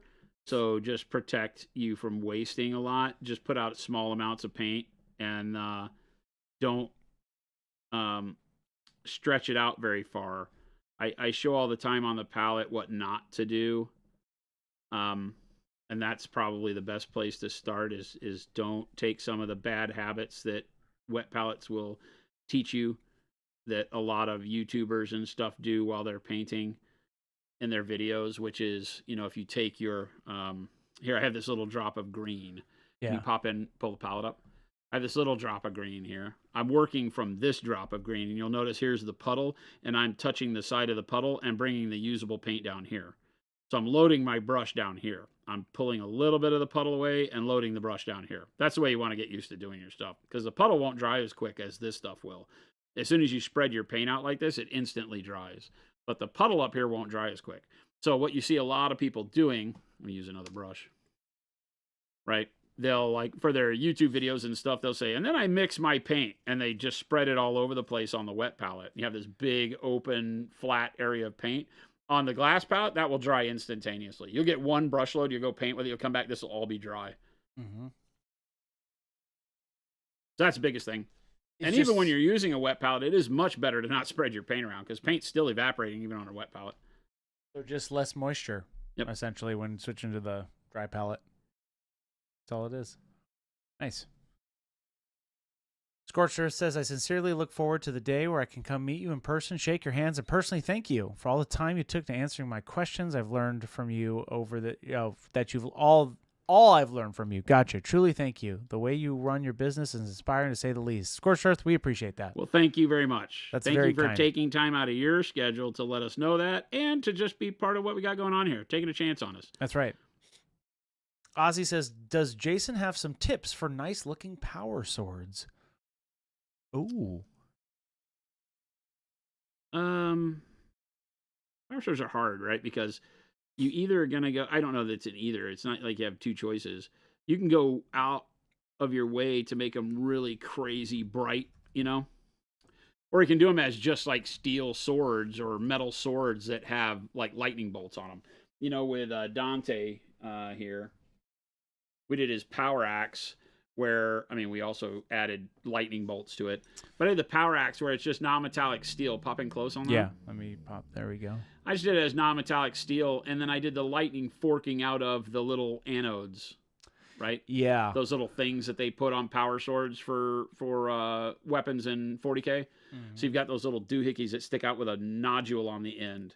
And I just brighten the nodule and then have the power flare out from there. That's the way I view power swords, rather than like the whole blade being blue. Yeah. But you could easily just blend the whole blade from dark blue to light blue and then edge highlight it and put a couple of little lightning strokes on it. That looks really cool too and is easy. This is the power like going through the sword, which is cool, the weapon, right? Yeah, it's like a welder. A welder, you can touch the welding anode all day long until I pull the trigger and you're grounded, and then it's going to light you up. So this, when they pull the trigger activated, I have an idea that it just grounds through the blade and causes the blade to be electrified. It's not that it's going to light it up. If anything, it would cause it to glow like cherry red as it heated. But, we're not talking about realism when we're talking about Space Marines and power axes. This is just the way I view it. So I typically do like a metallic, or in this case, non-metallic steel, and then I just light it up with lightning coming out of those doohickeys. I call them the anode that, you know, forks the lightning out of it. And then for having fun on this one, we did the brush hair and bent the brush hair into lightning forks that come off of it onto the armor bits. You obviously don't have to do that. That could be a little much. I don't know that I have a lot of other power swords that I've painted here. Do I? I like chain swords. Yeah, you have a lot of those. I'm a big fan of chain swords, so I do that. We did do these fiery claws on the dreadnought. Yeah. I really like this too. Yeah. Right? So there's a world where you can do this, and you can do this in blue and fire and whatever you want, right? And pop in real close on this. Yeah. This is a really neat way, and this is in one of our old stream videos that you can catch on YouTube, and this is super simple to do. And so this might be a good way to get used to doing your power swords, and you might just do this with blue. Replace all the colors I do with their what you would call their equivalent in darkness or brightness in a blue shade, and you would get this to feel more like lightning.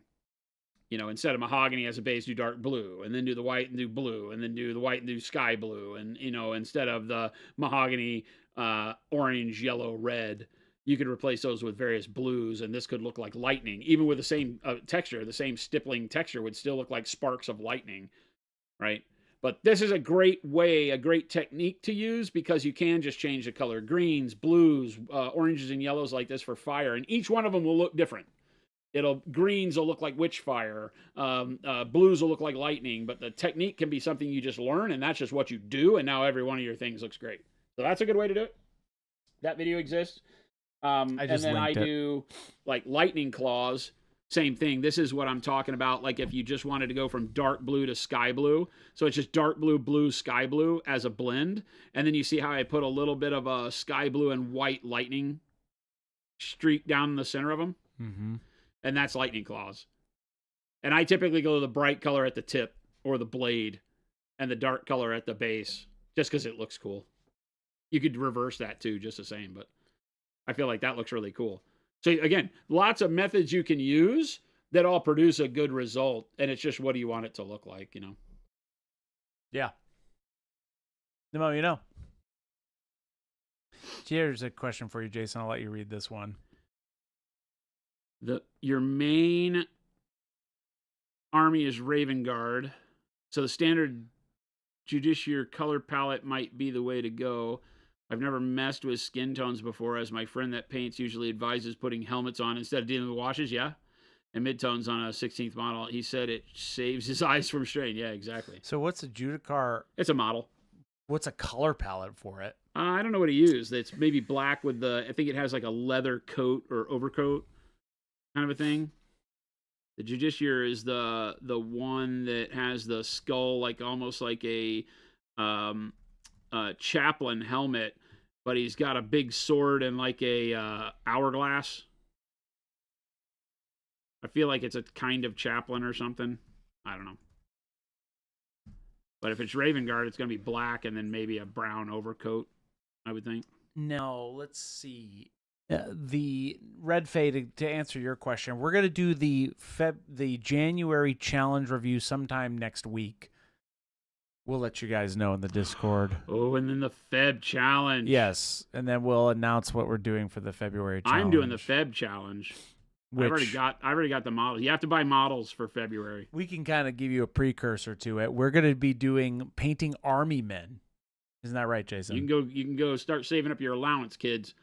We're going to be painting green army men. Painting green. You got to paint at least one, but you can do multiples in a diorama if you want. But you got to go to the dollar store and get cheap ass army men, green army men, because I always tell people they're great ways to practice what you paint. Yep. Like painting new skill. They're horrible sculpts, but they can really push you to create detail out of where it doesn't exist. Because their sleeves don't even end where the arm ends, and you got to paint it sharp when it's not sharp on the sculpt. So it's going to be a lot of fun. Yeah, honestly, I got to have to send this to my dad because I'm trying to get him to paint his military guys' faces better. And he started using washes on the face. Yep. So he's gotten past just the base layer. I've got a whole pack of like 75 army men already, and I'm super excited about February because I'm going to go whole hog. And I'm going to paint like two. I'm going to paint like the sergeant and one rifleman, I think. Yeah, or the and radio operator or something. We're gonna have a good time. Yeah, and we don't typically make you guys buy models for these, but this one is a little bit more. It's cheap. Yeah, it's very cheap. You can afford the $5 for 50 Army men, and if you can't, call a friend and split it $250, and you get 50 Army men, and you're golden. I don't feel bad about saying spend $5 for a challenge. Yeah, you guys will have a good time with it. So Don't anyway, any color ramifications. You can paint it however you want. The challenge is the model itself this month of February. yeah, and we will let you know next week. We typically do the stream reviews like on Wednesdays or Thursdays, something like that. Because you have only till this you only have till this Saturday to finish it up. The Army Man Challenge. And then maybe Tuesday or Wednesday, Jason, we could do that. Yeah. We'll figure it out. Yeah, sure.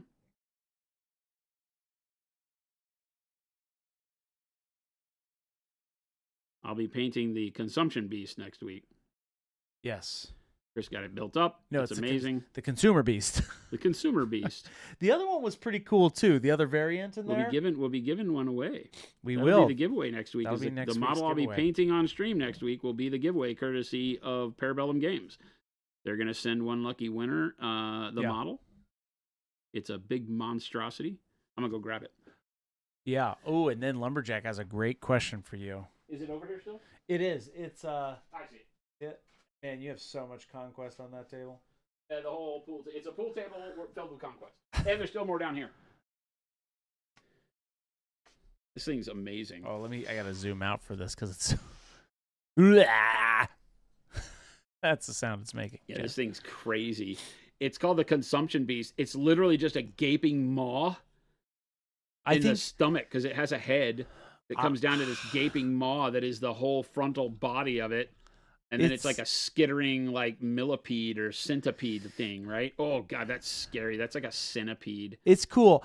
Jason, I think what we're going to do on this one, you were thinking maybe some airbrush blending. Yeah, I think, we talked about doing like airbrush blending. So we'll use the airbrush to do all sorts of various colorations on it. Yeah. We're going to do an airbrush. I don't even have a color scheme for Spire, so I got to work that out in my head too. Yeah, that's going to be cool. It's pretty crazy. That tail is very disturbing. It is. I don't like centipedes. Lumberjack says, serious, business, fun, paint time question. Okay. Not really. Not really. Fuse, you're from Texas. Yeah. And you have had some hot takes on food. Yeah. Does chili have beans? It can. Okay. I don't like it. Okay. It shouldn't. It should just be meat and spices. I've had a chili with red beans in them, like kidney beans. Yep. A lot of good chilies do have it, but if they overdo the bean instead of the meat, then it's not good. My dad was a chili connoisseur, and he would do it both ways. Rocco says, question. Do you have to thin your paints when you live in Colorado? I tried spraying white through a needle and nozzle yesterday, and it wouldn't go through without adding a little water. I mean, no, I lived in Colorado, and I wouldn't have to thin paint. It is super dry there, so you're more prone to having your paintbrush clog. Yeah. Right? Because the paint will dry in the mechanism a lot quicker, and so deep cleaning is more frequently needed, is the way I would say that. The airbrush is a pain. I'd be like airbrushing gas tanks and stuff and have to stop midway of applying a color and clean the brush before I could continue because it would just start jamming up too much in the winter especially. But thinning is my last resort typically. I won't just jump to thinning. Spitfire Miniature says, yesterday tried royal purple undercoat for blue, and by the time I was done, I couldn't really tell that there was a purple undercoat. Do you have any tips? Directionality of your spray is your first friend. If you weren't here at the beginning of this stream, go back and watch it when it's done, and you'll see how I was able to keep the royal purple on this guy when going over it with, the top coats that we did. We went over it with jade, very similar to going over it with blue. It's all about making sure that you use the model to keep paint from surfaces you don't want to hit. So think of it like, constantly doing a zenithal on your model, but it's not really a zenithal. You're rotating the model around away from the shadows in the case where you're using royal purple as a base for shadows, like I did here. Right, because I've got royal purple that from this direction maybe you don't feel like there's a lot of royal purple, but bam. Right, I wanted royal purple shadows, so they're still there, and they're still very visible on the model once you see that. Now you can see royal purple like up in here. But in order to make sure that I didn't get the jade to cover this area, I'm only ever spraying that area like this, right? You can't see it from here. The paint can't get where you can't see. So think of yourself as the color you're about to spray. This sounds really hippy-dippy, but think about it like that. I'm royal purple. I want to be on the whole model. So just paint the whole model, royal purple. Then with the jade, you say, okay, the jade doesn't want to be in the shadows. So make sure you don't ever aim at the model where you can hit the shadows. Right? So if I'm only spraying the jade from this direction, then nothing on the bottom can be jade and everything stays royal purple. Right? Yeah. And then you might have to take the model and say, okay, well, that's too drastic of a change. So I might take it and spray a little jade on the thigh here, as you can see, or on the foot, or on the inside of the leg over there. But I just feather it on. So being able to feather the paint well will help you a lot in making sure that you control and keep all of your colors at the level that you want them, because it is very easy to overtake. It also makes sense when doing your layering like that to do your layering very thin. So once you have your royal purple and you've got it very vibrant, when you go back with your blue or whatever the blue color is you're using, thin it a little more than you normally would so it becomes less opaque, and you have to do 2 or 3 layers of it instead of 1. Because with less opacity, now the first pass, you look at it and you get to evaluate it and say, okay, yeah, that's perfect. The purple's good, but I don't want to aim at this spot anymore. Like I don't want to shoot any more blue down here, right? Because I've got enough. And then you rotate the model to where you can't hit it with blue and then aim here. And now all this area gets brighter blue and such, right? That's really it. That's the key. Very, very easy. The airbrush can't hit what it can't see. So hide from it the parts of the model you don't want to be the color you're spraying. There you go. And just keep rotating the model around. Try to move the model more than you move the airbrush, too. Get used to that. Get used to keeping the airbrush in one direction and moving the model, not the airbrush. If you continually move the airbrush, it gets very easy to point the airbrush into the shadows, accidentally hit dark areas with bright colors. Stop moving the airbrush much, move the model around.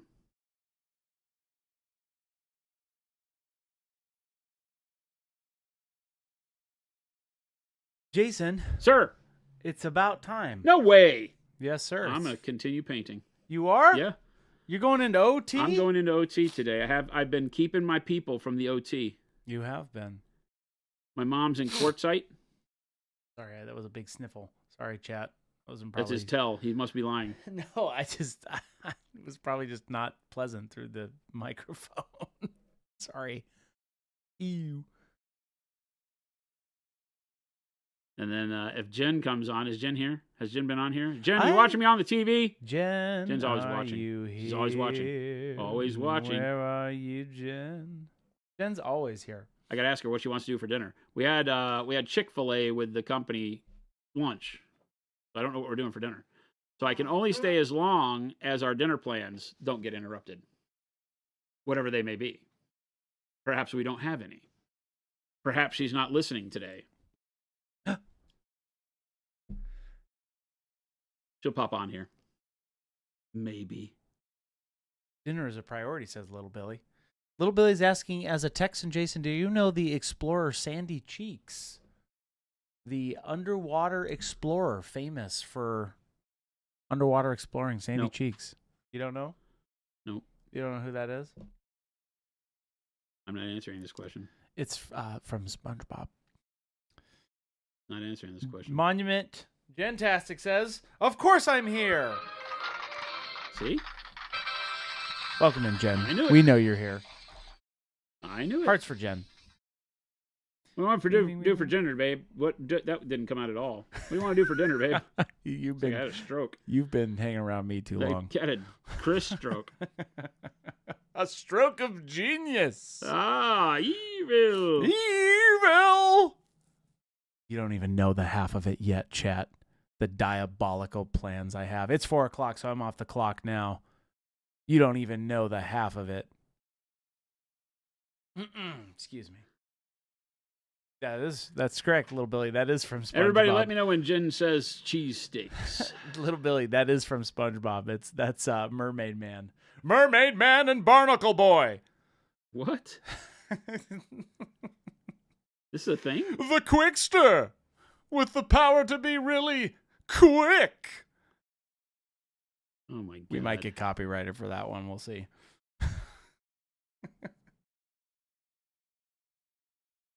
Chris missed his calling. That's... He wanted to be a ventriloquist. Ventriloquist, you keep... Okay, I have a great... Okay. He wanted to be I'm gonna send you puppeteer. Same thing. I did audition for Sesame Street. I sent them my reel. I sent them my... I've seen your reel. That was it. It's hilarious. That was my attempt. They said no, but thank you. You made those yourself, didn't you? I did. Those Muppets? I have him, yeah.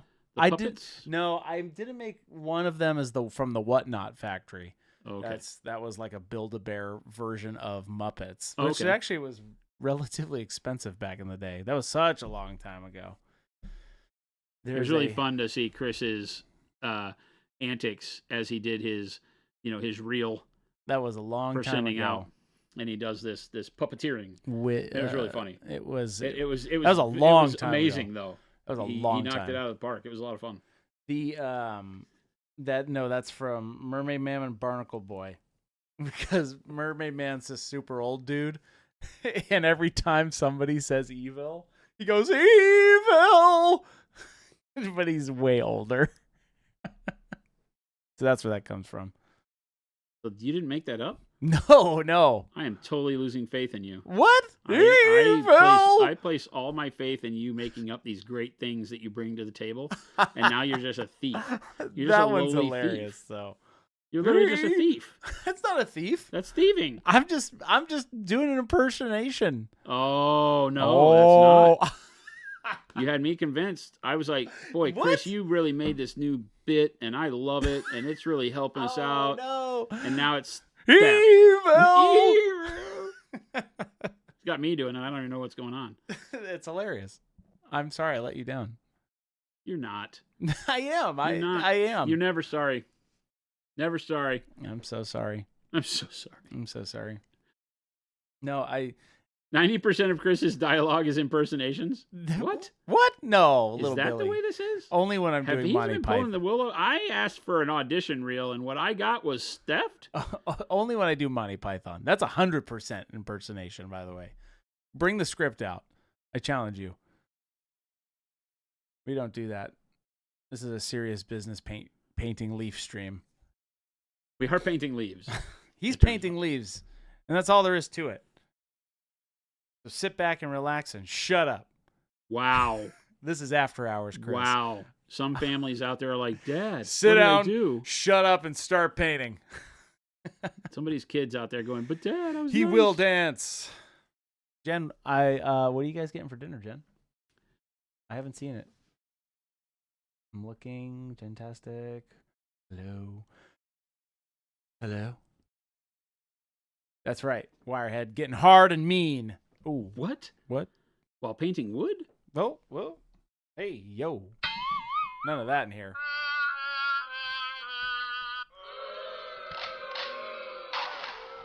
What was the shotgun for? I don't know. Just taking out the bad jokes. That one's visceral. I don't know if I like that. It's just like there's all these fun buttons and all these fun sounds, and then there's just a shotgun. Yeah, it's so weird. It's like all this fun stuff, and then they always have a couple on there that you're like, what in the world? Who was sitting over in the Chinese factory was like, oh, Americans like guns. Here you go. There you go. It's a cocking shotgun. Yeah. And then a burp. That one's. What's this one? Oh, there you go. The shotgun should be used for any of Papa Chicken's jokes. No, those are that's when he drops bombs. No, it should be the shotgun. All right, you heard it, Papa Chicken. I got to shoot you now. The kind of shotgun cocking that like you're about to take out the sheriff's daughter. Right? Scorched Shirt says, "What did you get from the stream? I need to shut up and paint and also get a hand tattoo." That's it. That's literally it. Dude, you nailed it. We are never ever gonna get in the pearly gates. I said, Scorched Earth, you gotta sit down, shut up, and hang. What's the quote? Get a hand tattoo. Get a hand tattoo. There's. Oh my gosh. This has been a revelatory stream for you guys. I guess so. I've always wondered, somebody, who was it a long time? Are you here? Forgive me, I never remember who it is. Somebody was like, so yesterday you said I needed a hand tattoo. I told my wife. Oh, yes. I love it.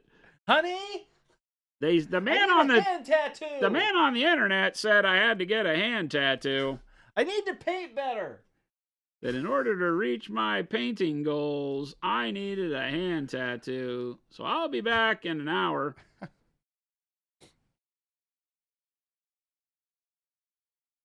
Yeah. Okay. Come up with something that if chat reaches a particular goal or something, that I'll go get the thumb palette tattooed on my thumb. Oh yeah. How do we reach that goal? I don't know what the I goal would get should that. be. That would be fun. What Little the goal palette. should be. Little like nice wooden palette on my thumb. I would do that.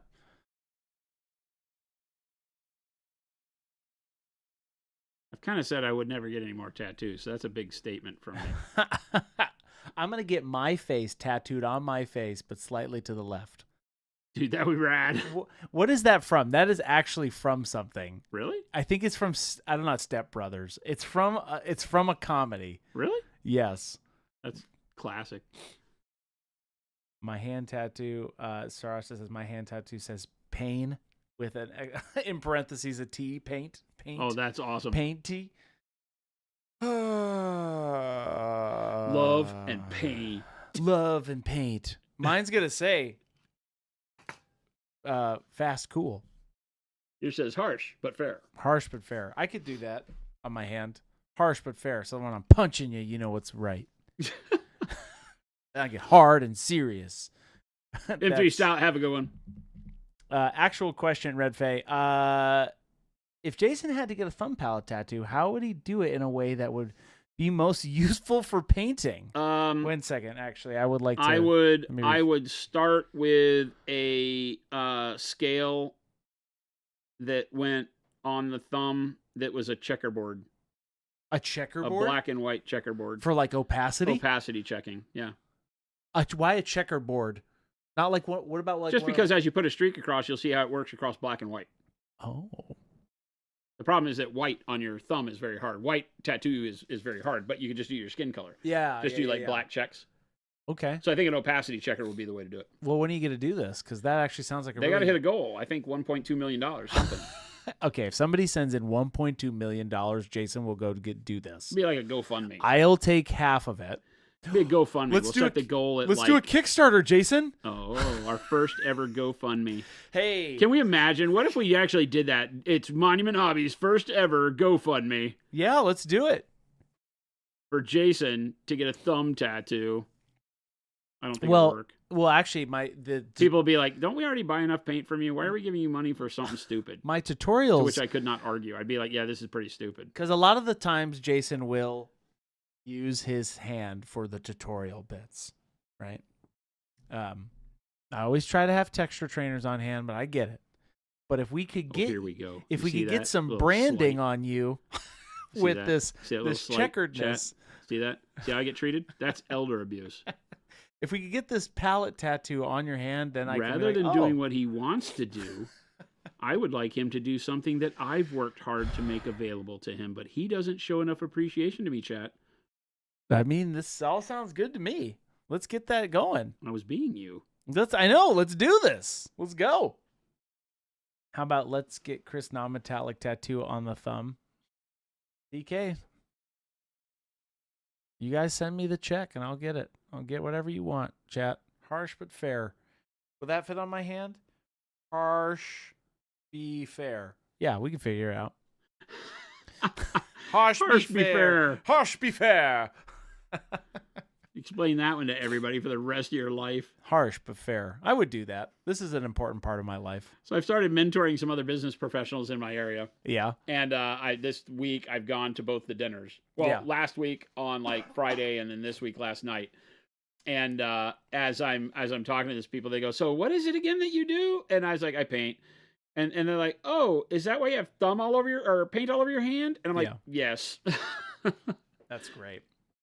I was like, "Yes, I have all sorts of colors on my hand." Harsh but fair. Harsh be fair. I have to give that one to Wad. When they want to go smack a fool, right? He smacks a lot of fools. Harsh but fair. We have a cup in the office that is bail money for Chris. A cup? Yeah. Where is this cup? It's How much in the- money has it got? It's in the kitchen. I have never seen this cup. It doesn't have any money in it because we had to bail you out last weekend. Oh!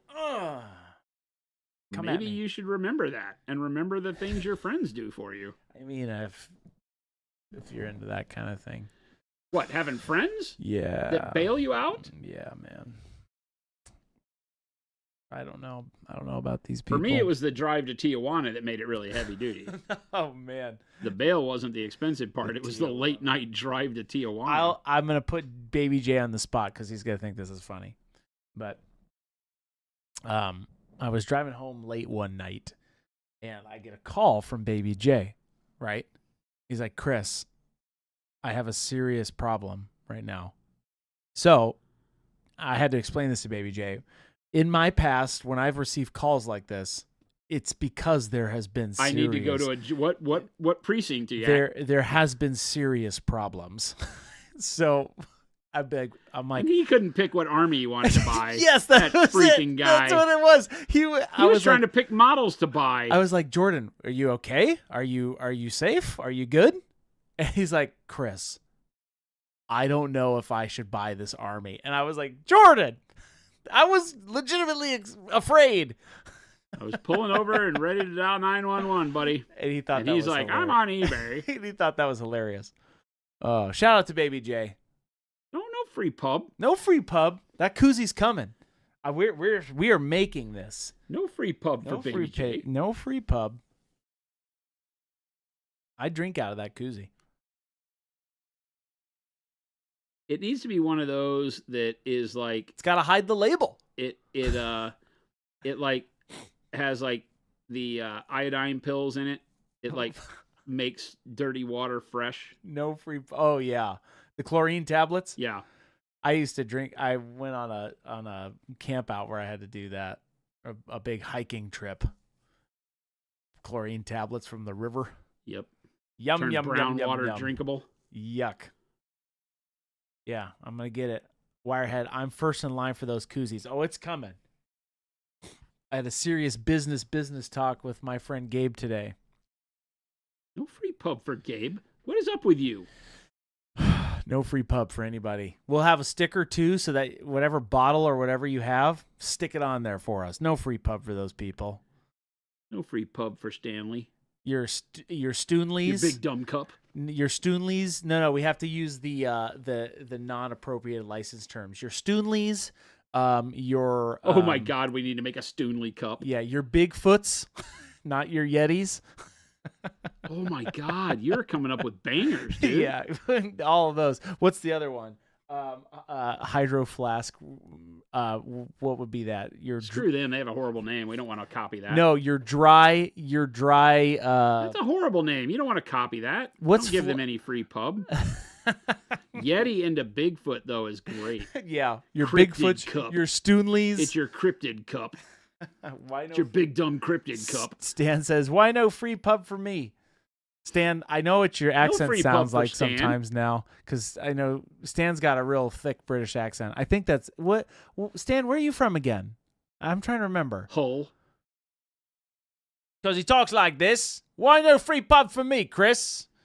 I just probably offended him. He's from Hull. From Hull? Yeah. I remember Stan. I Wait, remember wait, wait for him to tell us that. Oh, I that's remember horrible. good accent, Chris. I don't know if that's your accent. I forget. Stan's not talking to us anymore. Stan, no, come back, Stan. London, but I live in or Brighton now. Okay. Okay, so I got it. I got you. Hey, it's all out of love. That's why I do this. That's 100% why I do this, chat.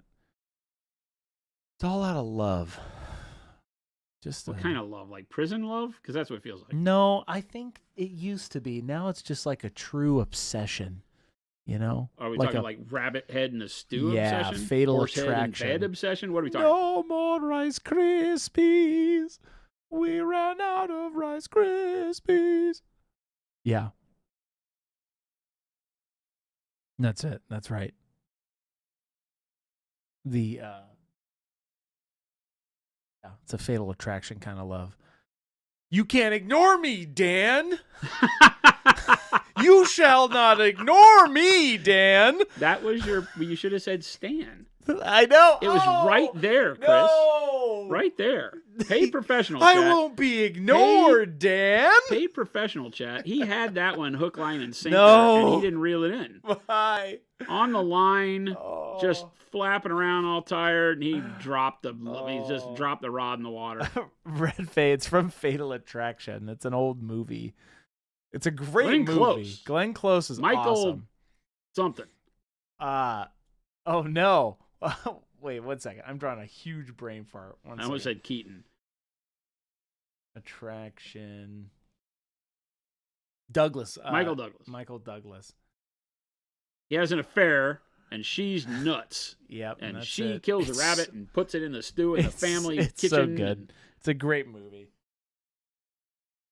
Yeah, it's actually a really good movie. It's very high tense. Yeah, yeah. You must have been. Those are those like 80s, 90s. Oh yes, thrillers. Yep.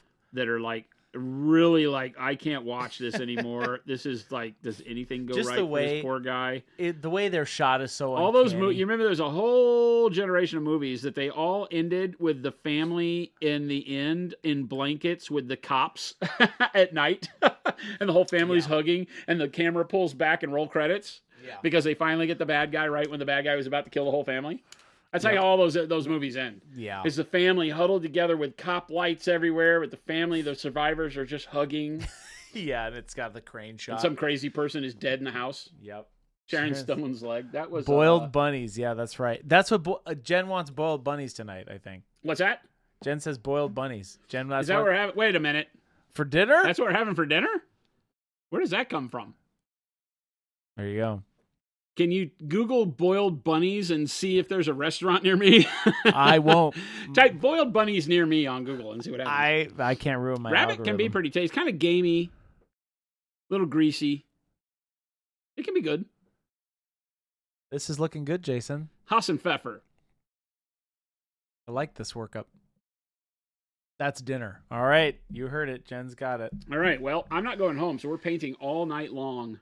This is a 24-hour extravaganza. You heard it here first. Jen threatened me with boiled bunnies for dinner. Is it so a we're threat? Painting, chat. Is it a threat or is it a I don't know, man. No. Oh, here we go with the I don't know, man. So what are you doing next? I don't know, man. I don't know, man. What are you doing next, Jason? I don't know, man. Are you doing wood? I don't know, man. What are you doing? Is it the leaves? Are you still working on leaves? I don't know, man. What is this? It's only 4:19? Ah, yes, 4:19. We're not even that late. I thought it'd be like 5 o'clock. I thought you told me like an hour ago we were going overtime. No, I told you about 19 minutes ago. Horrible accent. That's right, love. Got myself 19 minutes ago. It's just the horrible. That's horrible. I won't. Let's not do that again. Flapjack says boiled bunnies does kind of sound like euphemism for something. Oh, a euphemism for something or other. I don't know. Huh? Flapjack. I don't know what you're talking about, Flapjack. Oh, so now you're going back and highlighting. Did I see how khaki works since we used it in the original part of the workup? And see if I can't do some highlighting, kind of like we did on the fabric of the City States guys yesterday, where I just go in and do some initial line work, just some quick little wispy brusha strokes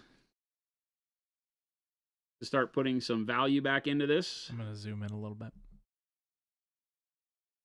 Now, where are you just putting these on just the raised edges? Yeah. Well, no, I'm creating wood grain. Oh, okay. Do you have any rhyme or reason to your wood grain? Well, the model goes this direction, so I'm going this direction. I see. See how it has the verticality? Or it's going up and down. So I'm just highlighting it along the way that the sculpt works. I see. I see. But if it didn't have this in it, I would do the same thing because it generally the veining goes vertical, like so. And then just trying to pick out areas as it jumps out of darkness. So I'll just hit a little bit of brightness here and then here, and on the shape of the model like you would with any kind of highlight. But doing it with, instead of like a cylindrical highlight like I normally would on these shapes, doing the lines like it's almost the texture in the bark. Danger says, 419 blaze it, Chris. I know you love trees, brother. Woo! Did that just happen? Smoking tree by the tree, chat. Did that happen just now? I do it for the people. I am fading, though, so Chris might leave pretty soon. Let's see. I have spoken. You need some rest. Yes. Yes. Butter scraped over too much bread. Stop that. Brutal burrito. Stop that.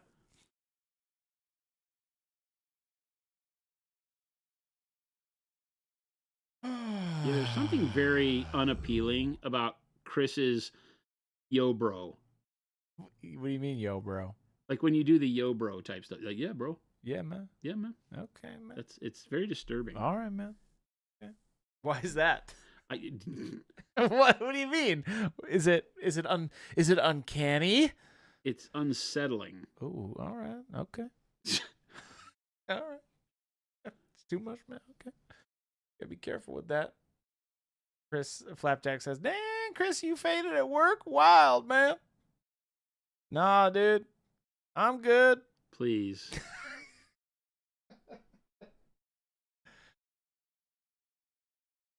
Please. For the love of all that is holy. Hey, this is his time, chat. This is my time. Far out, Dad. Like Scoob.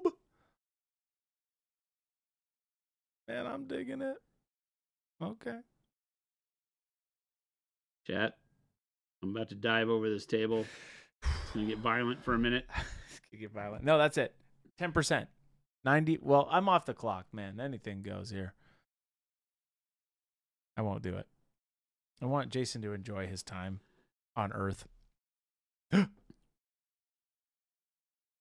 you just say you wanted me to enjoy something? Ladies and gentlemen, here's some links for you. You know how to know Chris is lying is if he says he wants me to enjoy it. Yeah. Hey, if you're looking for a friendly game store near you, check that out. Quiblam. Hey, if you're looking for a friendly YouTube near you, Quiblam. Hey, if you're looking for a Discord near you, I would do that one. There you go. Some hot, fresh links for you. Fresh links in your area. Right out of the right out of the oven. That's silly. I said that is silly. I haven't heard near enough wood jokes today, and I told everybody to bring their best wood jokes, and I have waited till the end, and I am upset. There was a couple. That you just chose not to read? Maybe. Why? Because I was faded. No, there's been a lot of... I quit. I would do this. Chat, do it immediately. Go. Get your Google out. That's what everybody's doing right now. Googling wood puns. Here we go. How do trees get on the internet? They log on. He chooses not to read all the time. How's this new? False, Mo. I choose not to read your stuff, Mo. Oh, wicked burn. These jokes are all bark and no bite.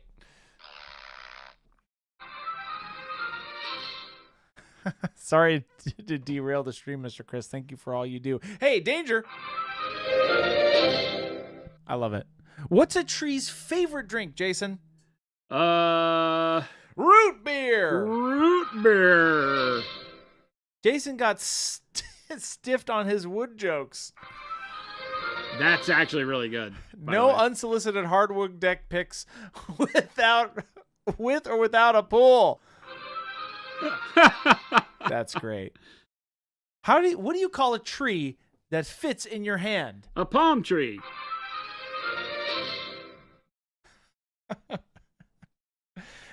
Any more than 3 hours needed medical attention. Yes, that's true. Insert identified wood meme here. What do you call a trio of Irish lumberjacks? Tree fellers. There you go, Jason. Satisfied? No. What do you mean, no?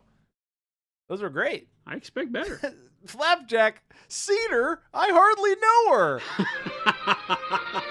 There it is. Perfect. Okay, Flapsack, you win. Good. That was good. That was good because that tied it back into the show. Look at that. What a segue. I'm not Dallas. Dallas. I'm not Dallas. If you don't have any extra models available, what kind of 3D surface would you practice painting on besides trees? If you don't have any extra models, what kind of 3D surface you practice painting on? Well, we just talked about one of the best is the little cheap army men from the dollar store. Yeah. So I know you would have, if you probably don't have those lying around, but it really is a great thing, right? So I say it all the time, go buy a pack of, 50 to 100 army men for $5 or €5. They're all over the place. Cheap, crappy molds. They teach you a lot because not only are they lacking in detail, so you have to really work to get the detail on them with your brush skills, but they give you the ability to practice textures and things like that. Why does he do this? You tell that boy. Ryan locked himself out. How do you even do that when you're trying to go home?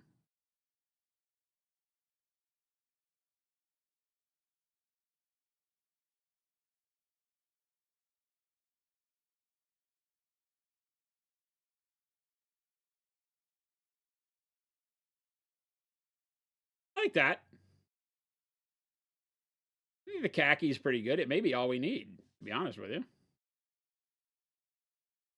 I don't know that we have to do anything other than that. We might have hit the secret recipe for doing these guys super, super quick, right?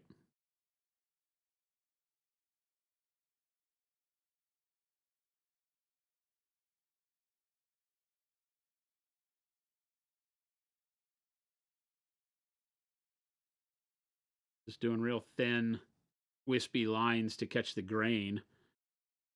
And trying not to overdo it, right? A little goes a long way here. Just a little spot of brightness in the curve there does a lot.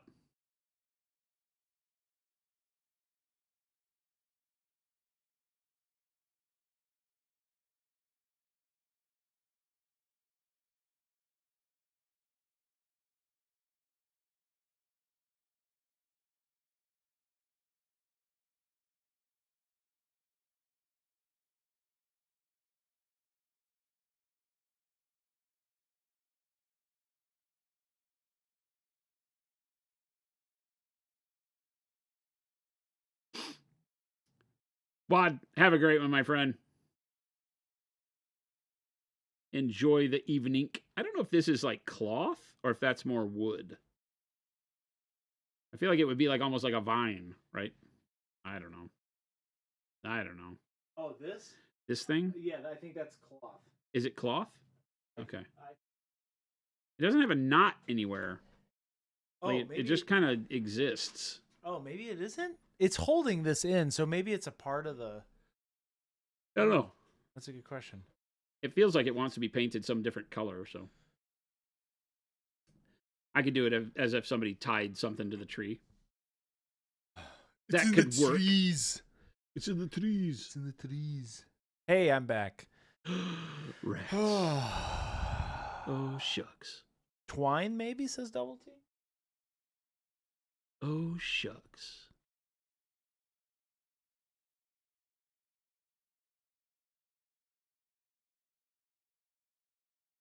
Did you never say what we're having for dinner? Boiled bunnies. I'm not doing it. Why does she refuse to answer the question? Jason, so your mom, where's your mom at right now? She's not. She's in Quartzsite? Quartzsite. Quartzsite. When does she come back? Tomorrow. She comes back mañana. I don't know when though.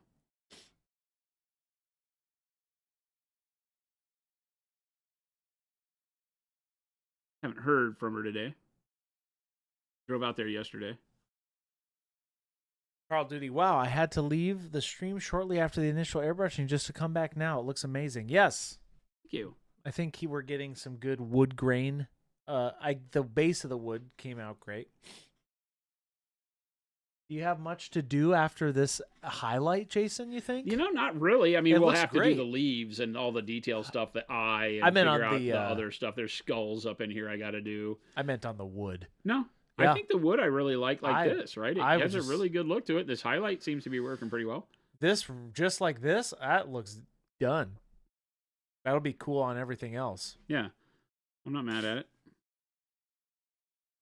I noticed Parabellum had they had some other like little sprite things from Weaver and Quartz that are new, like the floaty mushroom looking things. Oh yeah, Those are the cool. will o' the wisp.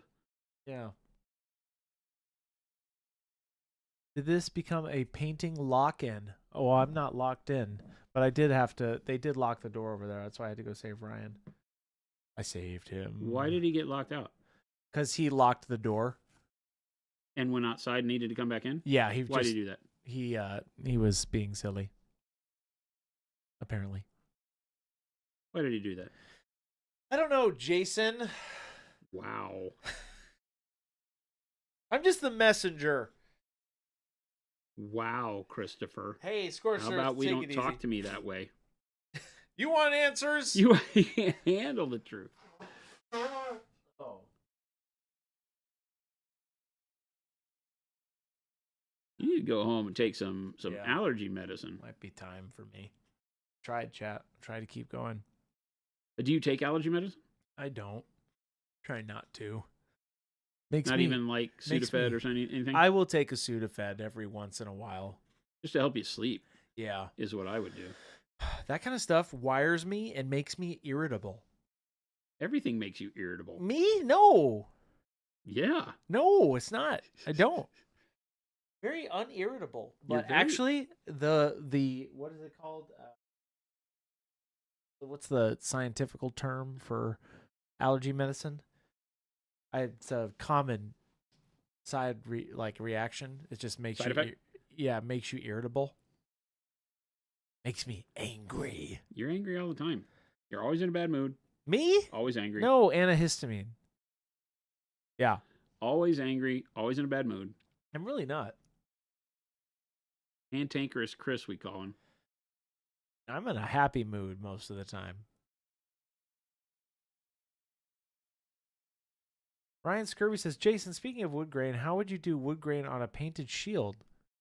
Like I'm doing a blue and orange shield and wanted to the effect of the wood grain and it had wood grain on it. Okay. So you want the grain to show, the grain of the texture to show through the colors of the paint? Yeah, Is that what I'm hearing? maybe. Yes, exactly. I mean, just paint you could paint the base coats on there, right? You say blue and orange, blue and red. Paint the base coats on dark, and then you can just paint the color highlights as you go, as if it had the grain, and do it that way, right? The same way, imagine painting it brown and painting the grain on, just paint it in the colors you want the shield to be. Same exact thing. Like what I'm doing right now, I would highlight in the blue and the red or whatever. Make sense? There's no reason why you don't just paint the same grain with the colors you want it to be rather than browns. All right, I think I might go. Sounds like you need to. Chat. You can tell it's kind of beating you up. Yeah, I think so. It's time. Ellie had the same thing, you know. She was all sniffles, congested, said she didn't sleep last night, couldn't get comfortable, it was either she could get comfortable or she could breathe. And that sucks when you're doing that. Yep. Hey, Bodus Pie, thank you so much for that raid. Welcome in, Raiders. Hello. Jason's going to do a little bit of We're painting after wood. hour. So. Woodman. Huh. Woodman, look at my life. I'm a lot like you were. Look, he's purple. Woodman, look at my life. Oh, that's great. I'm a lot like you were. There you go. All right. I'm leaving. Christopher, thank you so much. Chat. Have a wonderful evening. Take it easy. I'll see you all. Drive safe.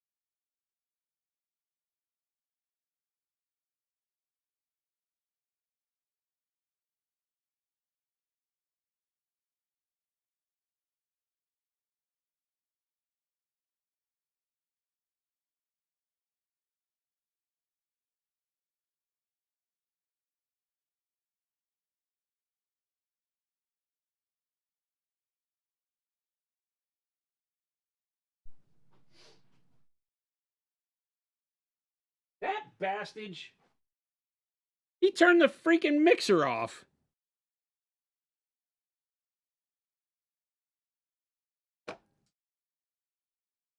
I was over here being nice to him, chat. What you couldn't hear was me saying, Chris feels under the weather. You mother... I might have muted. No, you turned the mixing board off. Did? Yeah.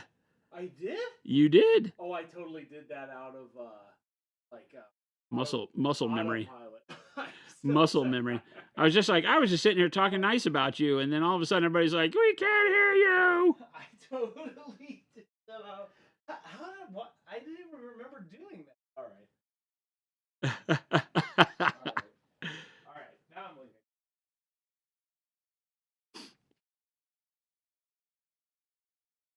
leaving.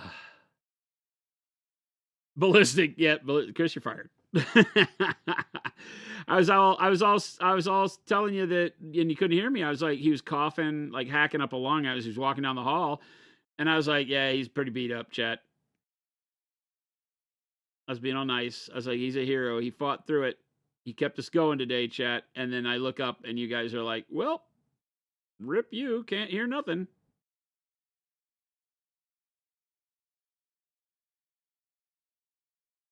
I don't remember what else I said, so rip us. I said, welcome to the after hour stream where I stopped paying attention to chat. That's what I said. If you're new around here, once Chris leaves, all bets are off. I don't guarantee that I pay attention to chat very often. Incredible prank. Flapsack? I don't know, man. I don't know. I don't know about that Chris. I don't know about that Chris. He's pushing my buttons.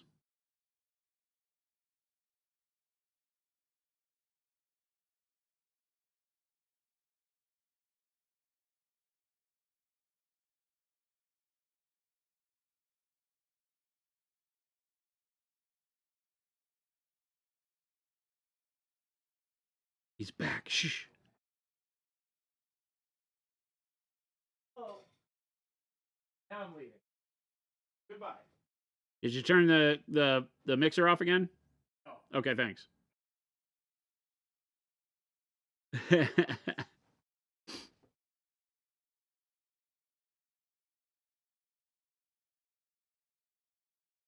I have to re-announce who won the giveaway. Nobody did. What are you talking about?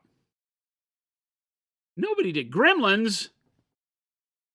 Gremlins are coming. Did we just get raided again? Hello, everybody. Hello. Get revenge when he finishes his non-metallic metal and just smash it? Wait a minute. We're not mean. I mean, we kind of are, but we're not super mean. I'm painting wood. How much wood would a woodchuck paint if a woodchuck could paint wood? That's what we're finding out today, chat. We started with a black primered model. We did some royal purple because what wood is not good without royal purple as a shadow. Then we did some jade because jade is king. And then we did khaki, and then we did bright ivory, question mark, yes, nod if I'm right. And then we filtered it with a bunch of transparent brown. So today has been a lesson in how to underpaint simple objects for great color results to speed up your painting. That's what it is. That's what we did. That's what it's all about. Happy to have you here. Welcome, everybody. Now we're highlighting wood. Yucky. That was about as wrong as you could be, but good try. T. Schmidt says, this is Mardi Gras colors. What are you talking about? It's purple, it's jade, it's ivory, it's transparent brown. We did some dark sea bend and green for the start of the leaves. What are you talking about, Mardi Gras? We are nothing if not silly color pickers around here, and somehow it always works. Trust. That's all I ask for, chat. Just a little bit of trust.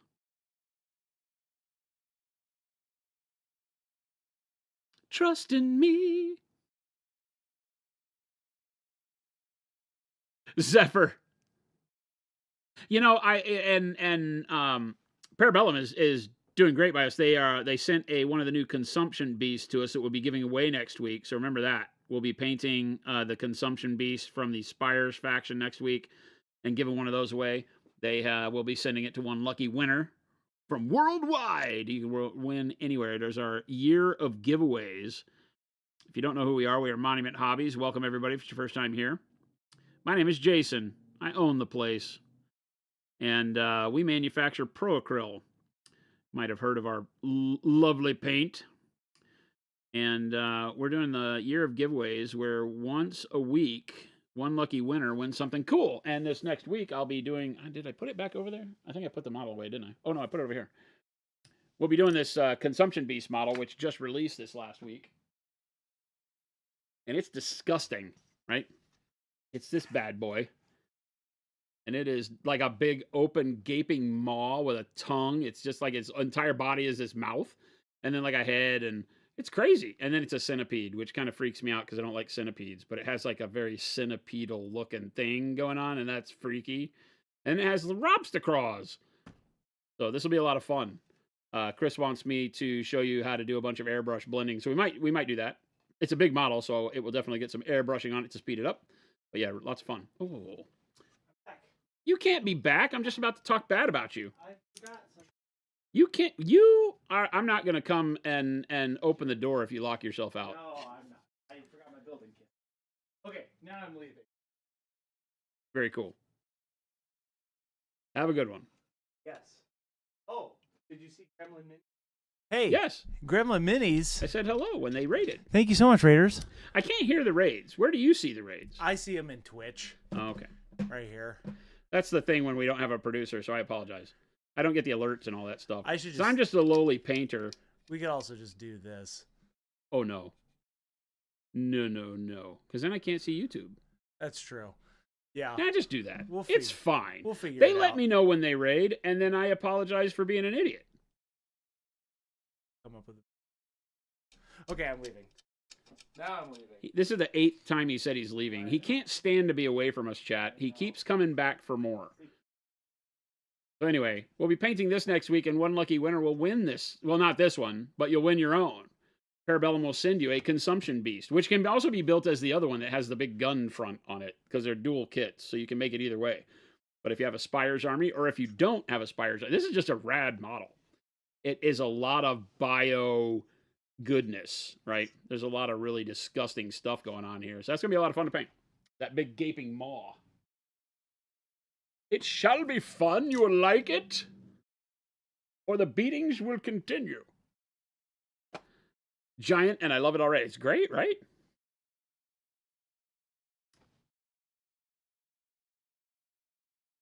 You're just here making art. No biggie on the other stuff. You know, it was funny. We were talking about it today. I've been doing this for 10 years, right? Painting on the internet. And we developed a whole company out of it. But we were reminiscent about the old days when, like, my partner Jenner and I, we would stream together, and she would read chat. And it was, since then, I have trained myself to listen to the producer. For like 8 years, I've trained myself to listen to somebody else tell me when I have to pay attention. And you learn when you do the after-hour streams, because we just recently set up a studio at the house, too, so I can stream from home, like on the weekends or after hours. And we have some fun with Monument After Hours, where I just get to paint nonsense, and it's less business, more fun. But I'm horrible at it. I've completely forgotten how to take the time, and I just go into my tunnel, and I'm like, do. And if Chris doesn't tell me I have to do anything, I just paint the stuff. And when Chris isn't here, that doesn't work real well. So I always apologize ahead of time. I still love you guys. Chris suffers from serious separation anxiety. Oh, yeah. Yeah. We put a hidden camera in his office. He doesn't know it, but he gets a little anxious all day long when we're not around. It is like a Nurgle Tyranid thing almost. Yeah, it is crazy. It's almost like we painters are prone to hyperfixation. What? That's too big a word, or a bunch of bigger words I'll put in series. I don't know what that means. I'm just a dumb artist. You just started painting a few weeks ago, Gremlin. Awesome. Awesome. Welcome to our crazy world. Anybody else get the idea that Chris will pick one of those models for his non-metallic metal? He's going to do Surviathan, right? I think he said he's going to do Surviathan. This guy. We have a line of models called our Framables. They are part of our texture trainer line. They're 4x6 flats that are 3-dimensional too. Boop. And this is Surviathan, the Lord of Hooks. And he wants to do non-metallic on the breastplate, shoulder breastplate thingy. The pauldron is what it is. And so we're going to teach him how to do non-metallic metal. So I'll probably just let him use this one as a way to look at it as he does it. And then we're gonna teach him. I'm gonna sit over in the producer's booth. That'll happen probably 2 weeks from now. Not next week, because I'm doing the consumption beast and we're giving that away. And then the week after, we'll probably do where he does his non-metallic metal. And he'll get to pick the color. I don't know if we'll do gold or silver or whatever, but he'll paint this model. And I'll coach him through it. So it would be a good time. We'll let you know, but it would be a good time for you if you're wanting to get a little bit more of a hand-holding through non-metallic metal. It'd be a great time to join us. It would be fun.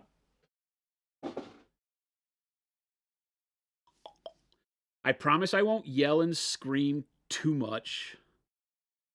I'll try not to throw things at him. He's a pretty good guy. I don't want to be that brutal. I might get like some of those soft darts though. Or like maybe some of those sandbags you use for cornhole that I could throw from the producer's desk over here at him. That'd be fun. Chris, no, you're not getting it. Whack. Whack. Oh, let me zoom back in. I'm painting a lot of Conquest lately. I have been fixated on all the stuff. So we did this guy is an Inquisitor. We pretty much finished him up. I got to do the highlights on the red still. I haven't done anything other than the airbrush on the red, but we got all the skin and the metallics and stuff done on him yesterday. Obviously the base has to get done too. But I'm painting up a regiment of Inquisitors, which has been a lot of fun. We're doing a lot of city-state stuff, the Greco-Roman looking city-states guys. We still got some work to do on all that. Those are coming along nice. We've been painting Euroni. I have every army. We're minus one army. The only army we don't have is, what's it called? Wadroon, the orcs. The Euroni, which is the kind of like Japanese demons. Oni, we're painting those up. Those are a lot of fun. They're all very big. Very, very big. And they have floaty suits of armor, which might be the coolest model in the world that is the worst to build. But they have floaty suits of samurai armor. And there is nothing that beats that. Like, that trumps all. I don't care. I don't care if you have some teddy bear with fangs. I don't care. Nothing is better than a floaty suit of samurai armor that's held together with ribbons. So that's fun. We paint a little bit of everything around here for those of you that are new. We normally, when I have a producer, we do a lot of fun training and teaching during the stream. When the producer's gone, all bets are off. I'm just an angry old man. I yell at the clouds. I put paint on models. You never know what you're going to get.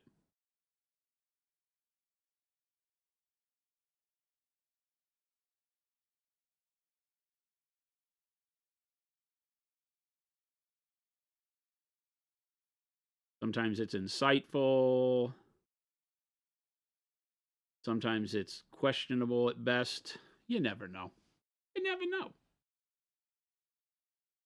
Where does the wizard's butt gray go in the hue chart? Probably to the left of neutral gray. Does that make sense? It probably goes to the left of to the left of slate gray, I think. Right? So it go right between the brown gray and the slate gray, in my opinion. It's about the same value as brown gray, but darker than slate.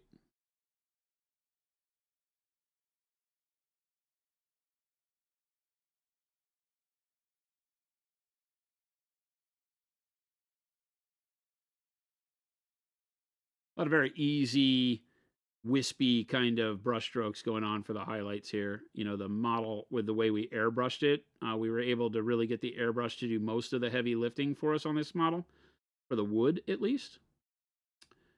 Again, we layered a bunch of colors underneath a filter of transparent brown, which is kind of an orangish brown that you'll see on here. And then we're able to keep most of our value the way we wanted to. Got some good contrast going. And now it's really, I just think I have to highlight. There's a little bit of green on that area there, so I have to fix that. But I don't have to work too hard at this, which is really nice. I think I've discovered a really fun, fast way to paint this army, because we have all the Weaver quartz. That's what this army is. A bunch of weird biomancy tree elves. I don't think that's the right way to say it. I think these take the place of elves in this world, right? The spire and the Weaver quartz. I don't know. They'd probably get mad at me for saying it like that, but they have a very unique flair to them, because they're actually like sci-fi spacefaring beings. They land on this planet, and they can force biological materials, natural materials, to their whim. They can rearrange particles and things like that. And so this particular faction has gone off and really loves nature, right? So these are the tree huggers, and they went out and are accumulating all of the biomaterial in the forest and surrounding themselves with it to make these really cool beasties and such. There's a whole dragon model that he's building, he being Chris, that we have, that is awesome. And the dragon is a tree. It's like this, but a dragon. It's crazy. It's going to be a lot of fun to paint now that I have, especially now that I have this color concoction worked up for these guys. The dragon should go very quick.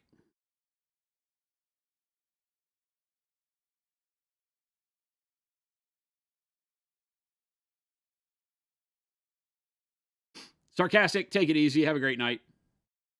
Wirehead, also, have a great night.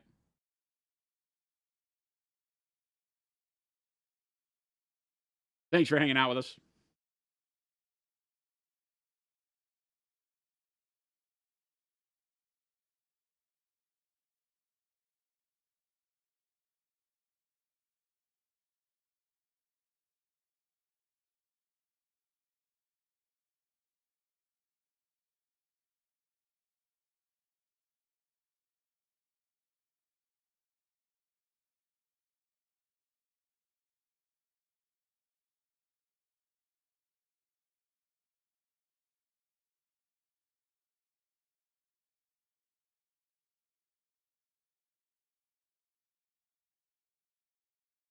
Just Mike, there's no giveaway today, I don't think. No, we did the giveaway on Tuesday this week. It is the year of the giveaway. The giveaway for this week is done. The giveaway for next week will occur some random day next week. You can always enter. You'll see the year of the giveaway announcement will pop up in chat every 5 or 10 minutes, and you can go over there, enter in your information. You'll be entered into the giveaway, and your entry will stay valid all year long.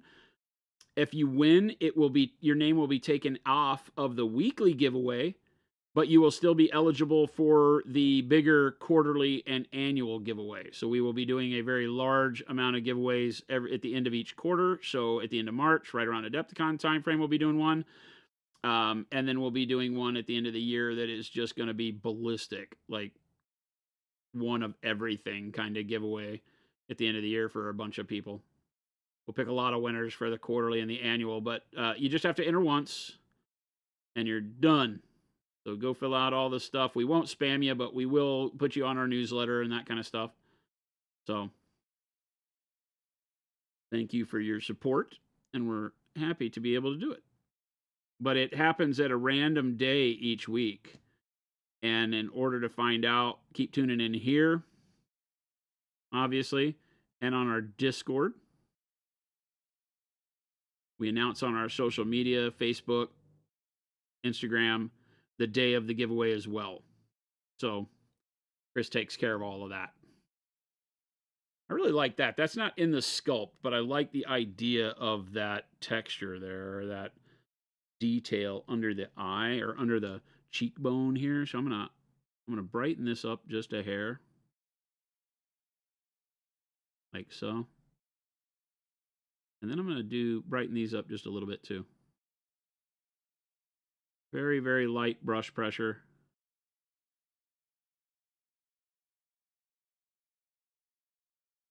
I like that. Just a fun thing, detail I can add in there that gives it a little bit more of that wood feeling texture on there, because it's smooth right there.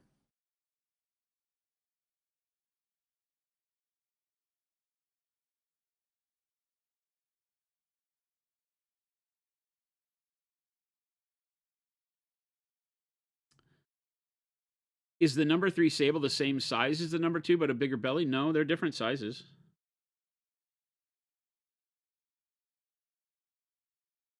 They're the same length, right?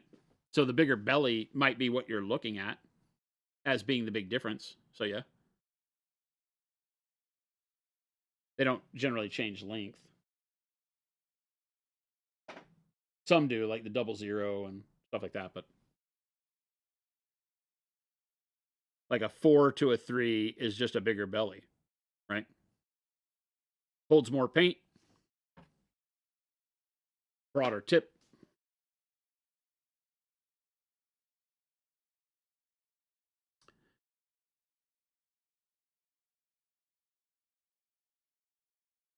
Bantha, happy to catch a stream.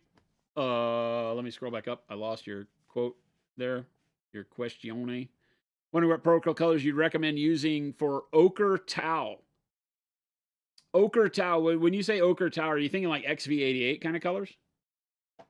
Right, like golden brown, khaki, warm brown, golden brown, khaki kind of thing would be great. Khaki is the color I'm using right now.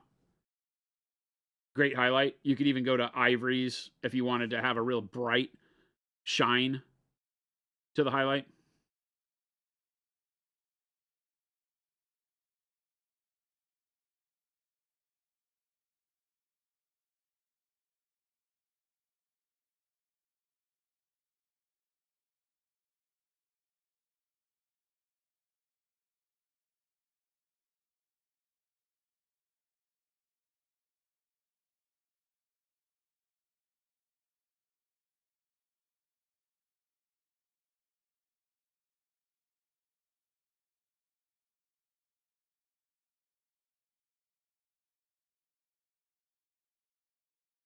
So I won't have to do a whole lot of highlighting here, right? Just a couple of little pinpricks of highlight on the shadow side of the model.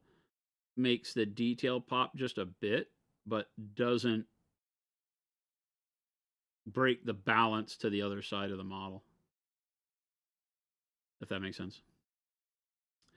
I can do those same little features here, but I'll just use a much lighter brush stroke so that I don't get a whole lot of color.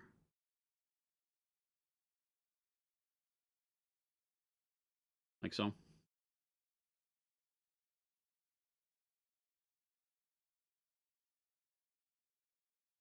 don't know what I'm going to do with this eye thing, but I'll go ahead and highlight it.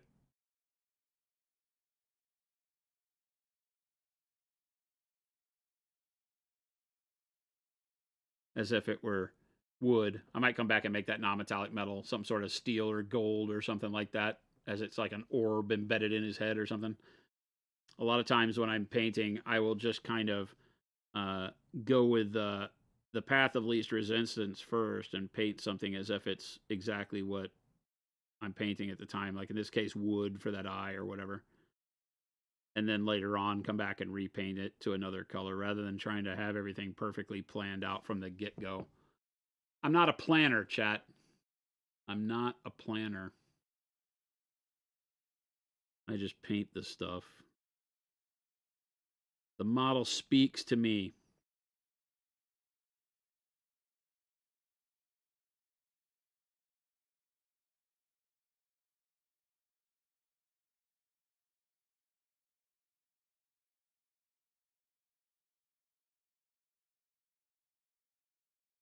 And just some hash marks here to kind of do this bicep area. Using the tip of the brush, you got to make sure that you're good with getting the paint at the viscosity you need, meaning that it needs to be a little bit more watery, a little bit more flowy to come off the tip of the brush without a lot of pressure.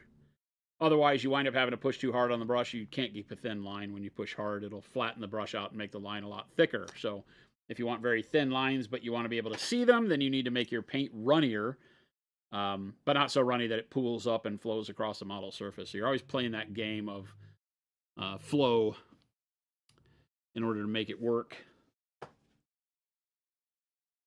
One wizard's butt is clearly dark blue-green, while the other is clearly dark green-blue. I mean, they are exactly that. Bantha, awesome.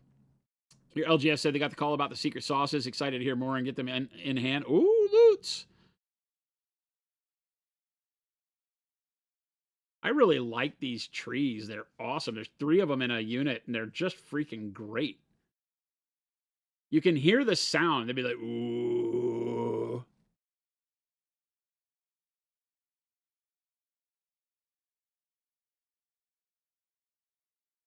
Bashar, what were your thoughts when designing the sables? I noticed in general y'all have slightly smaller bellies than some of the others out there. Is that intentional? Yes.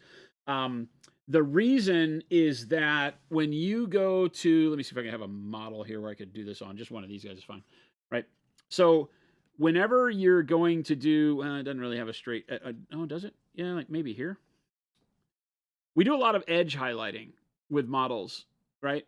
And so whenever you're using something that has a big flame shape, like a normal artist round will be very, very fat in the middle, right? And then taper to a nice point. It will hold a lot of paint. The fat belly will draw a lot of paint into it, and it's meant to be able to paint for a long time. Sables are meant for very low viscosity paints. Watercolor was what they're invented for. So low viscosity paints, the more watery a paint is, the easier it is for it to just drip off the brush. And so things like horsehair, camel are too thick of a hair, and so they won't hold thin paint. The paint will drip off of it, and when you touch the brush to a surface, it'll kind of pool. Sables will hold thin paint very nicely and allow you to just paint with how much paint you need. It'll draw a very thin line or press harder, give you a thick line, just what you want for control. But that belly, if I'm doing an edge highlight and I want to do that edge highlight drawing across the model like this, a lot of times it's better to be able to know that you can start with like the middle of the brush at the belly, sorry. So you might use the middle of the brush at the belly and start your line and get it a little thicker, and then be able to pull and taper it down to where you can thin the line out at the tip. If you have a big fat belly, as you do that, you also have to use the tilt of the brush, because that big fat belly, if you push it down enough to be able to pull, you'll get such a big amount of paint. With our brushes, you can lightly touch with the side of the brush, and because it's kind of straight, more straight along the edge, right? You can pull that along an edge without having to worry about that fat belly shape, and you'll get a nice consistent line output. Specifically for painting 3-dimensional surfaces. When painting canvases, you'd probably rather have a fat belly on it because you want to be able to have more paint longer, right? But Fuse, where do they go? What does what go? What are you talking about?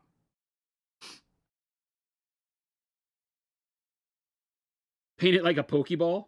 I always get accused of this being a Pokeball.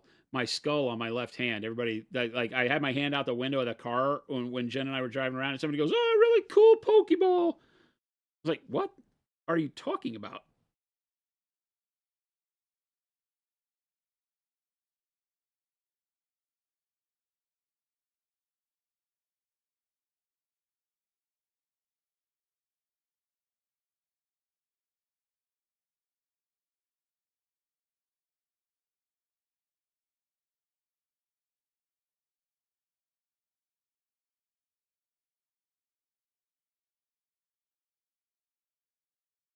Put in some fake wood grain on these things. They don't have it in the sculpt. I'm just going to kind of paint it in, because I like the idea of these not being smooth.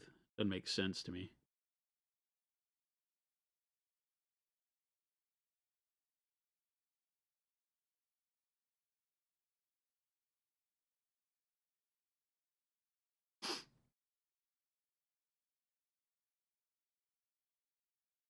Fat bellies and hand tattoos. You are definitely good for painting, Ghost Hunter.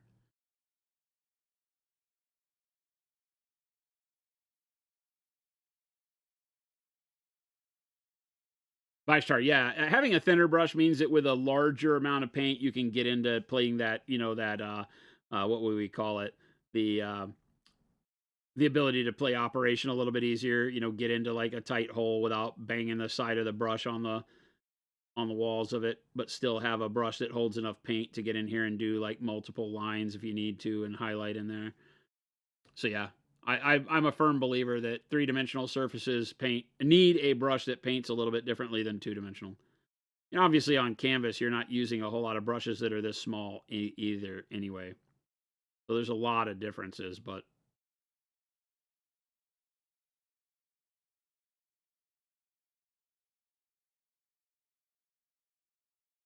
so here I've got 3 lines that I pull that are almost identical in width. And then what I want to do to get my highlight, because the line itself creates a brightness, but not a highlight area for volume. And I want to have right here be the brightest, right? And so I'll just kind of press a little bit more in the middle of these lines so that I thicken the line up where I want the highlight to be, like that.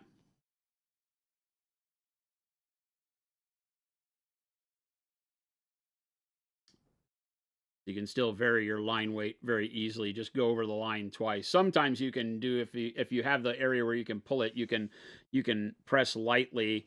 Let me get some more paint. You can press lightly at the beginning of the line, right? And then press and get that kind of elliptical shape, and then release and get it to go thin again. And so you can get varied line width all in one stroke. But you have to have the space to do that. The space to bend the brush to get out of the pull is the hard part. So like in areas like this, you don't have that. So just paint 3 thin lines and then thicken them up where you need to get the shine.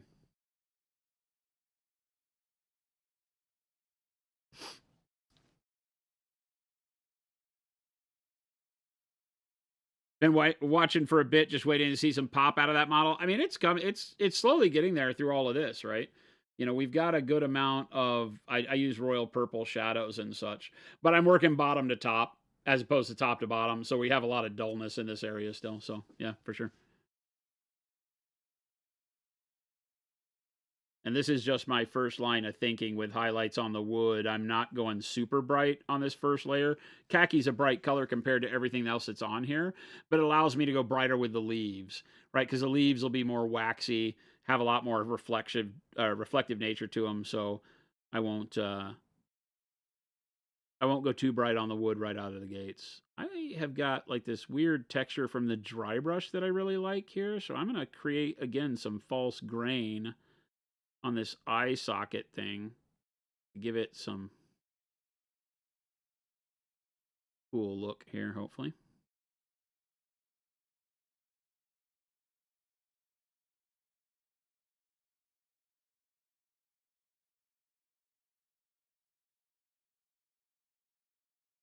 Yeah, I like that. That's just the way. Do the same thing up here.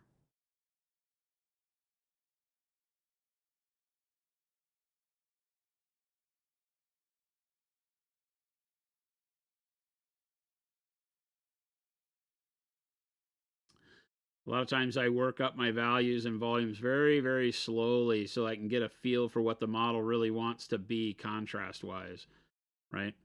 Sometimes you might start with a really dark base and you go up to a really bright contrast and you get more of a disco ball. You've overshot the contrast the model wants. So I tend to start a little bit lower in value and work it up so that I'm not making everything look metallic. The shine on this wood doesn't want to feel like non-metallic steel, really, I don't think. So just kind of play with it and dial it in, knowing that I can always come back and brighten areas up again. Kind of my preferred way of doing things. Again, do these thin lines, sticking them up where I want my shine to be.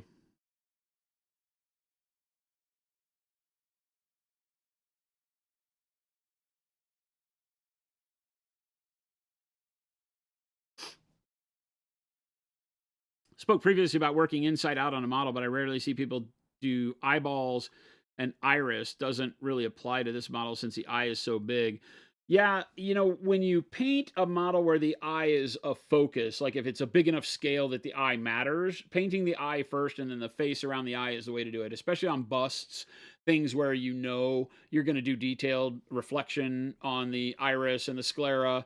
You're going to shade the sclera, create a good amount of volume in there where you have enough place to do that color wise. It's best to paint the eye first and then the face around the eye.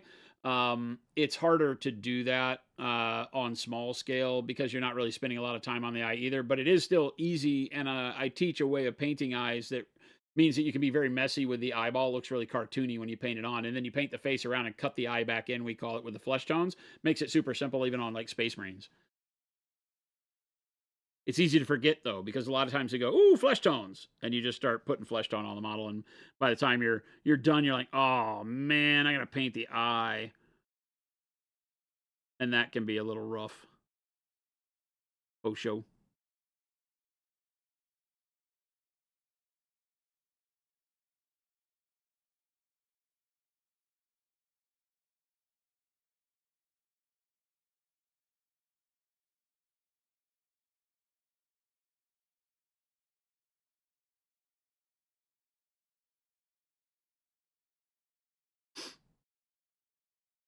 You do 40K, you do smaller scale, so the eye causes some rework. Yeah.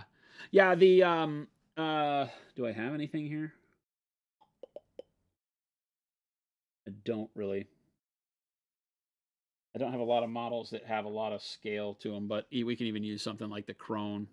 This is a bigger model, but to give you an idea, if I were to want to paint the eye, if you can imagine this being at the scale of like a 40K model, what you can do is you can come in here and you can be, messy with it. You can just kind of jam in to get the eye all filled in with color like this. I'm just using the same khaki I'm using, so it's a very yellow, jaundiced eye we're going to be painting here, right? But you could do that, and then let me grab like Payne's Gray for a pupil. Maybe a jade, maybe a green oxide for a iris or something like that, right?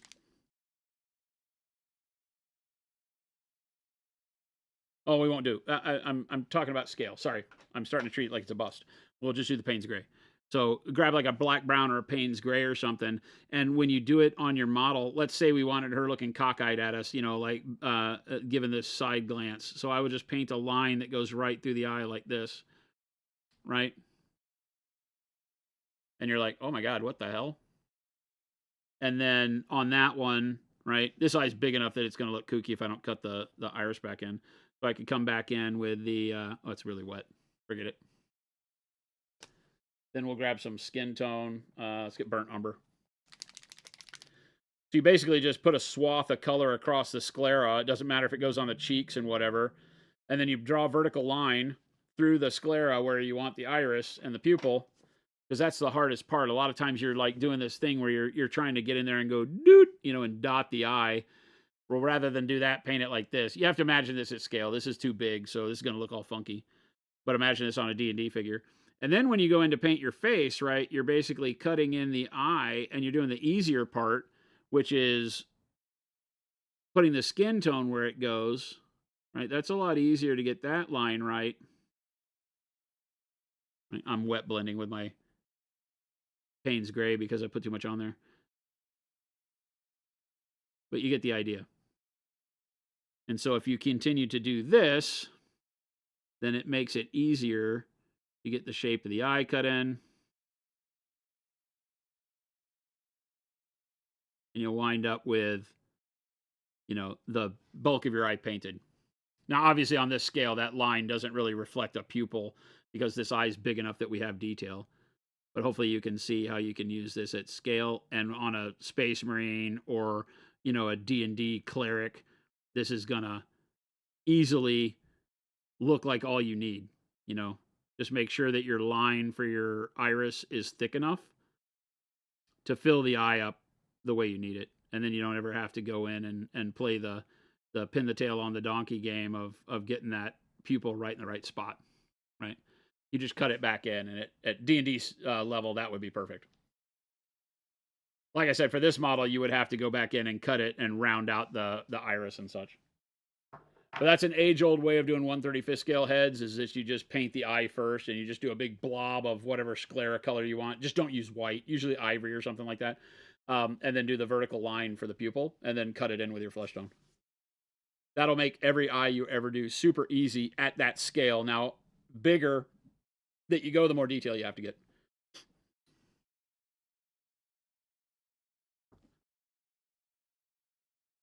Yeah, working fast like that, you'll find when I'm doing quick tutorials like that, that a lot of times I get a lot of wet blending.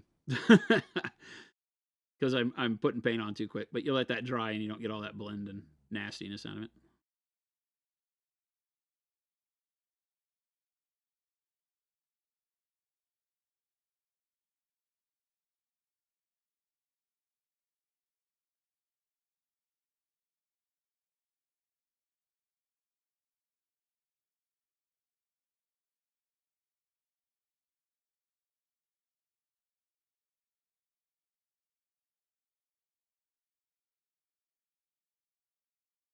Ghost Hunter, yeah, I'll do the skull, like bone and horns and stuff. It's sculpted weird. It has a very weird organic putty feel to it, like it almost wasn't finished in the sculpting phase.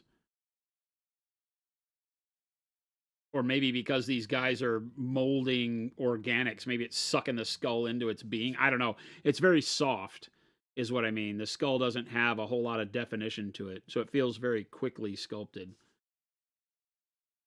But I'll figure something out to do with it. We'll paint it like it's an actual skull. Oh, show.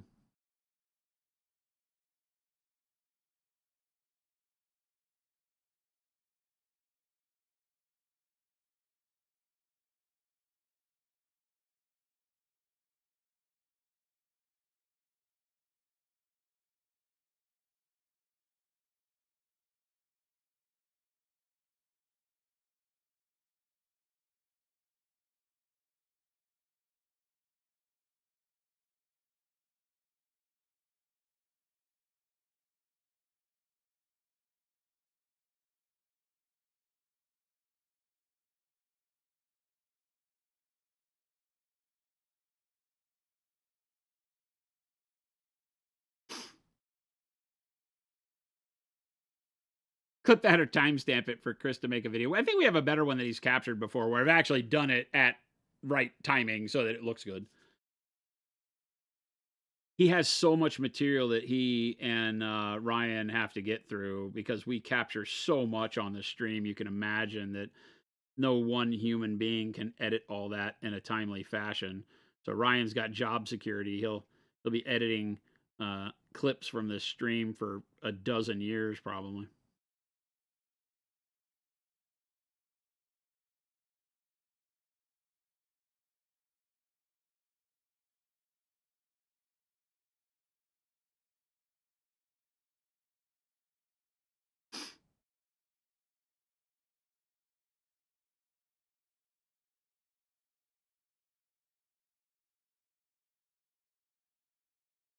Chris Wolfenholm, yeah, he would be happy that I pulled a texture trainer out and used it, right? He's like, I paint all these damn things. You never use them. You pick up stupid bracket.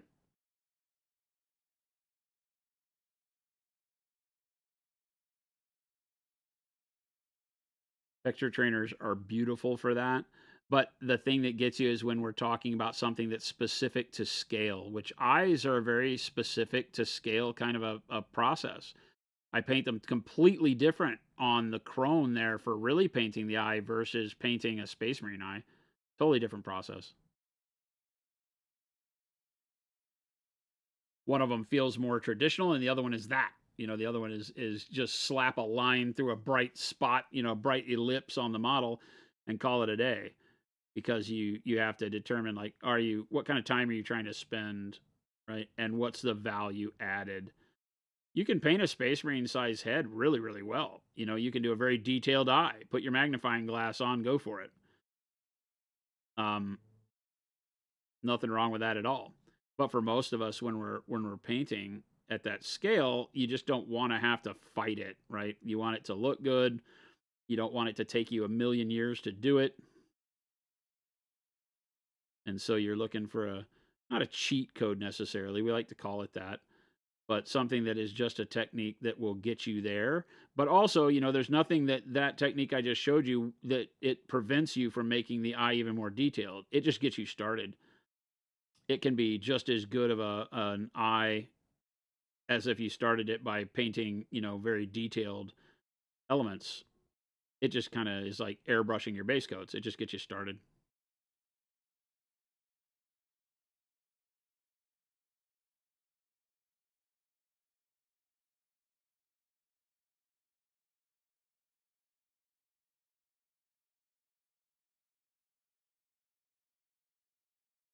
Great for rank and file. Yep. If you're doing an army where you have a lot of eyes, you know, now when doing like 20 millimeter guys like these guys, right? You have to question whether eyes are even worth doing, right? Or if you can just shade the eye socket and get the fact that, you know, if you were looking at this human being at a distance that it was this height, you wouldn't be able to see any eyes anyway. So just shade the eye sockets and call it done.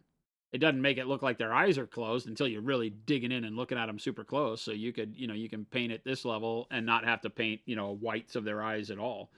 Or you can just do it like I just showed you. You have that option, right? You have to pick and choose as to what you think you want the model to look like, whether or not your friends are going to make fun of you. Always a big consideration. Whether or not you like getting heckled by Chris if you paint the inside of your tanks.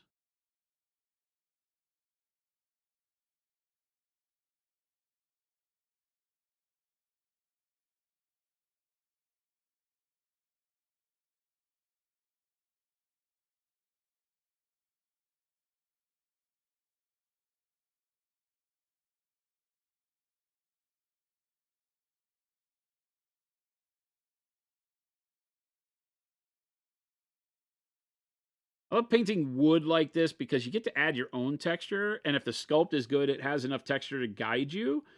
Sometimes you get things that are sculpted to be wood that don't have a lot of texture. And so you're fighting to figure out, you know, you highlight it, it just looks like a piece of plastic, right? It doesn't have a lot going for it. These are good because they have some veining to the wood that gets you started and allows you the freedom to then add what you want to carry that texture onto more flat surfaces where maybe the sculpt doesn't have a lot of definition, which makes it nice.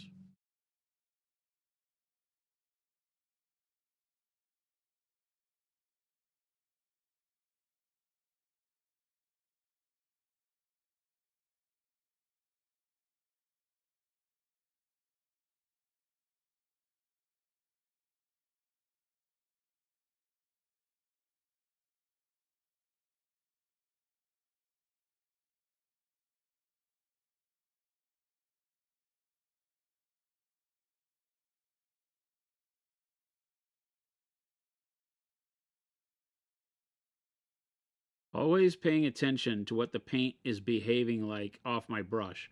Right now, I'm down to the last amount of paint on the brush, and it's very thin and not very bright, right? Because the thinness and the lack of paint, right? I'm running out.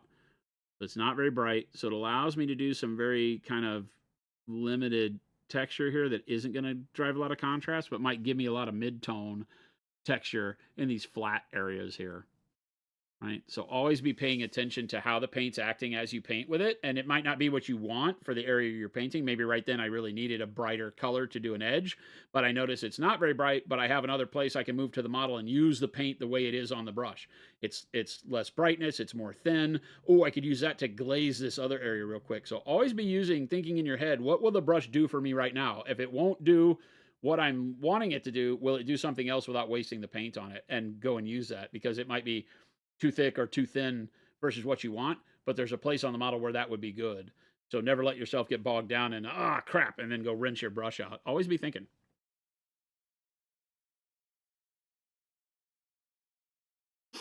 Random question just popped into your head as I'm umming and ahhing about buying one. As you have a lot of models, do you have any Titans stashed in boxes, Stan? What kind of Titan? Like Warhound, Warlord, that kind of Titan? I'm assuming you're not talking about Knights.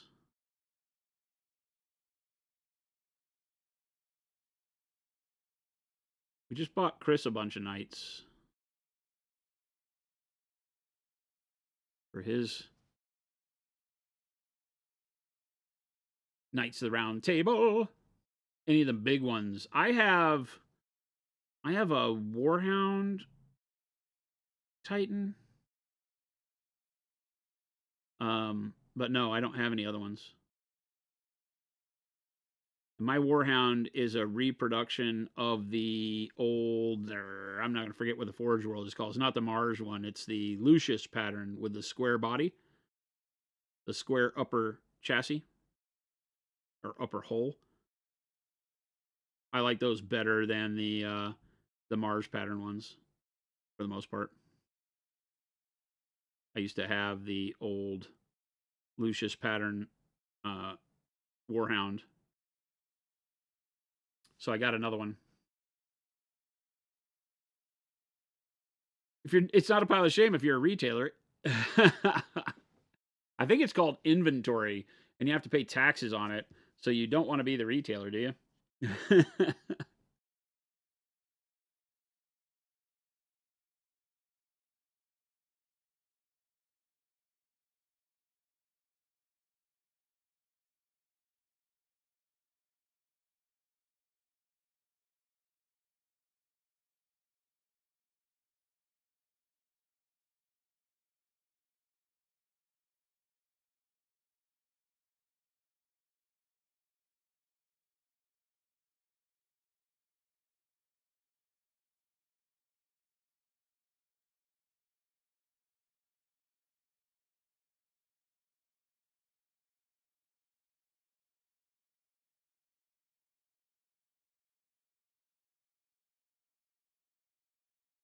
I think that's a frog. Like this weird shape right here. You see that? I think it's a frog or some sort of thing. Some sort of thing. That's very detailed there, Jason. Thanks for the heads up. And there's a thing on here that I gotta paint. I don't know what this thing is. Anybody got any ideas?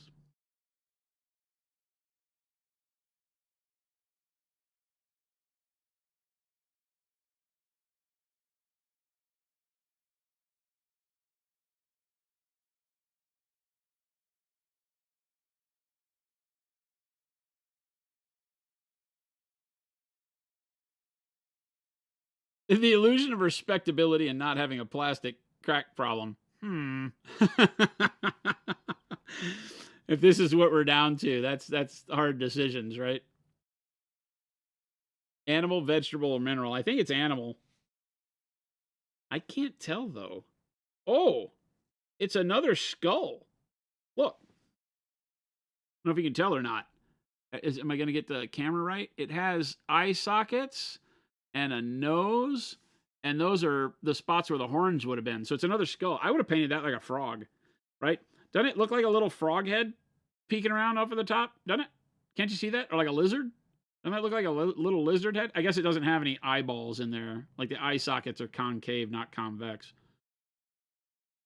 There's no like ball for the eye. But I was looking at it like this, thinking it was like a little lizard peeking over the top. But when you look down over the shoulder to find out if it has legs or anything, it's actually just another skull like this. It has the same like nose, and then there's eye sockets in there. So rip. Womp womp. I wanted to paint a frog. I'm sad now. You thought it was it's a tomb. It's not a tumor. It's not. It's not a tumor.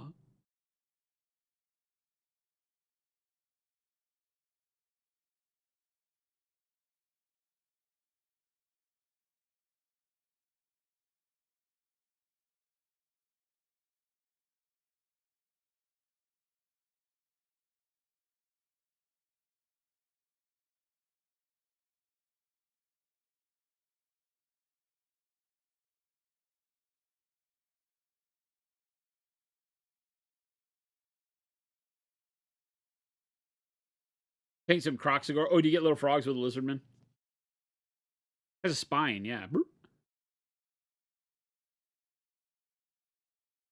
It has a weird spine. These are, from what I know about the race in the game, right, is that they were aliens driven from their planet by some big bads that took over their world, came and beat the crap out of them, and they fled. And so they are like the only survivors from this planet. They came to this other planet where the game Conquest takes place, and they have the ability to do biomancy. They can take organic matter and bend it to their will. And so one faction, the Spires, which is what that consumption beast is, does it with like bone and human parts, cadavers and stuff. So they feel all necromantic almost, right? They got just crazy conglomerations of these weird fleshy constructs and avatars that they do battle with. And then these guys, the Weaver Courts, are into nature, so they take trees and rocks and stuff and do it. So they have their cavalry rides bumblebees. No, it rides moths, like colorful moths and stuff. And their dragon is a big tree. So they're really cool. They're like wood elves, right? Is the only way I can really put it. It's 5:30. I'm thinking I'm done for the day. I don't know that I want to put out any more paint on the palette. I'm kind of done pulling texture lines on bark, but I'm really, really happy that in one stream we were able to get a really good job done on this guy. Right? Starting to bring some life and value back into it. But the purples and the jades, I think, are really, really good. It gives me a good kind of wet forest look for this thing, I think. Even though we went to a really warm brown, kind of a golden brown look on the browns, I think it works really well. And then we just need to pick out some of the details. The bones, and got a lot of bones stuck in him. Skulls. We'll give us some spots of color that we can do. I'll probably do the skulls in like based in oranges, maybe. I don't know. We'll figure it out. And then we have to do a glowy eye, of course. They're pretty basic. I really like them though. A lot of neat textures. It really took the paint well. It made the airbrushing very, very quick. The jade and the purple really took well. And it'll make the rest of these guys really fast. Somewhat civil. Yeah, it was really quick. I think it took us 20 minutes to do the main coloration of the model before we started into the brushwork. Literally maybe 20 or 30 minutes to do all the airbrushing. So it was all done with Chris. Or all done with the airbrush. Dark purple. Oh no, royal purple over black primer. Then jade, top down, zenithal style over the royal purple. Then khaki over the jade. And then a dry brush of bright ivory. I think I would go back and maybe do the dry brush with a smaller brush so I could have gotten more of the detail, because I think the one thing I'm missing is the wood grain didn't pop the way I wanted to, except around the head where the big number 3 dry brush really hit well, and maybe some up here. But it wasn't able to really do much for me down here, and I wish it would have a little bit more. So maybe I would dry brush with a smaller brush next time so that some of this detail brightened up a bit more. So that when I go through here and I do this brighter khaki lining, that I get a little bit more of an instant blend in the shadows, because the edge would have been a little bit brighter before we filtered it down. But I'm very happy with it. I'm not going to go back and change anything. I think it worked really well. It gives us really good contrast. I still need to work the leaves up. That's just dark sea bend and green right now. So we'll go back and brighten that up, but I want to see how bright the wood gets, and then we'll bring the leaves up out of that. I typically like to start by balancing things and then going with what I think is the least shiny part of the model and work it up, and then I can build all the shiny stuff up to beat that.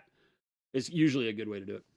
There's also a good story to be told by doing all your real shiny stuff first. That way you don't overdo it with any of the rest of your stuff. So either way. Jimmy the Saint, thank you.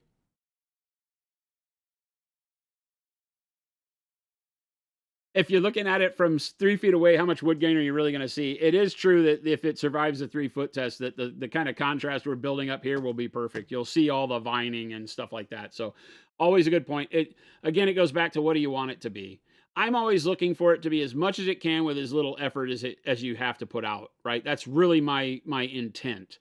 Now, you will say that's funny because some armies and some models that I build, we put tons of effort into them to get that look. But how close can I get to that? By stripping out as many steps to speed it up as possible. So I'm still going to say I want some texture. I still want to see some things because it's still my model, right?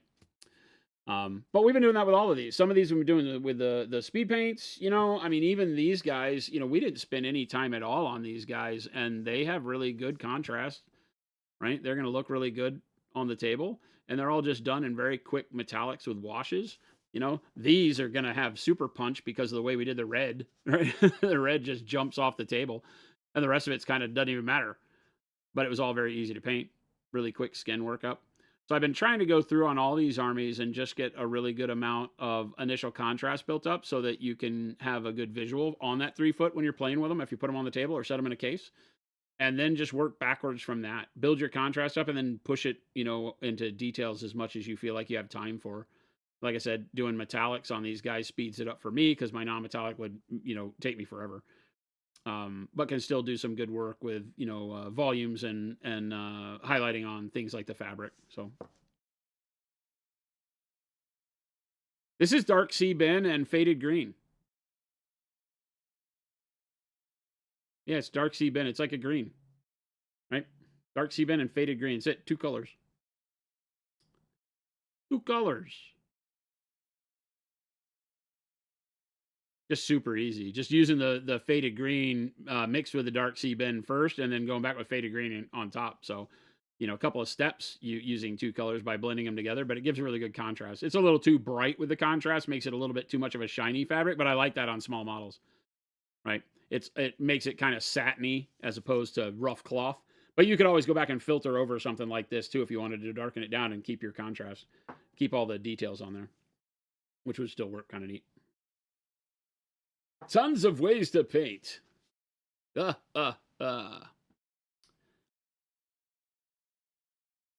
Lazy painters unite. 100 freaking %, man. I am at my heart a lazy painter. I want lots for nothing. That's my problem. Because there's not a silver bullet that gives you lots for nothing. You know, speed paint type paints give you a little for a lot less, and that's great. It pushes you that much further. So it's really learn as many techniques as you can and then be able to juggle them in the right place, right? Because I think learning just one way to paint will only get you so far. Add another way to paint, and another, and another, and another, and another, and then mix and match them as grandma's quilt as you need for the model you're painting. Sometimes you use all of them and you spend 800 hours on a model to try to win a competition. And sometimes you use 2 or 3 that are speedy to make sure you can get your army done by the weekend for the tournament you want to go play in. It's just your dig. And the more you know, the more you learn, the more you can use. Just keep all the tools in your toolbox. Never feel bad about going back and dry brushing. Who cares? Do your thing. Don't forget to stop off on the way home for boiled bunny. I'm going to have to talk to that woman. I'm going to have to talk to Jen. She says we're having boiled rabbit for dinner. I don't believe that, so I'll give her a call. But thanks for hanging out with us, watching some paint dry. I'm really excited about where these are going. I think the Weaver Court models are going to look really good. A lot of them are this. They're like nature colors and stuff, so we can take the fun foundation we built here and build it up on the whole army. I'm excited to do the ones that are flying on moths. The bugs are going to be fun. You having tamales? Ooh, we have tamales too. We do have tamales, Mo. That might be the thing. All right, hold tight. I'm gonna find you somebody to raid, but I got to go over to the other seat. So give me just a second. Take my water.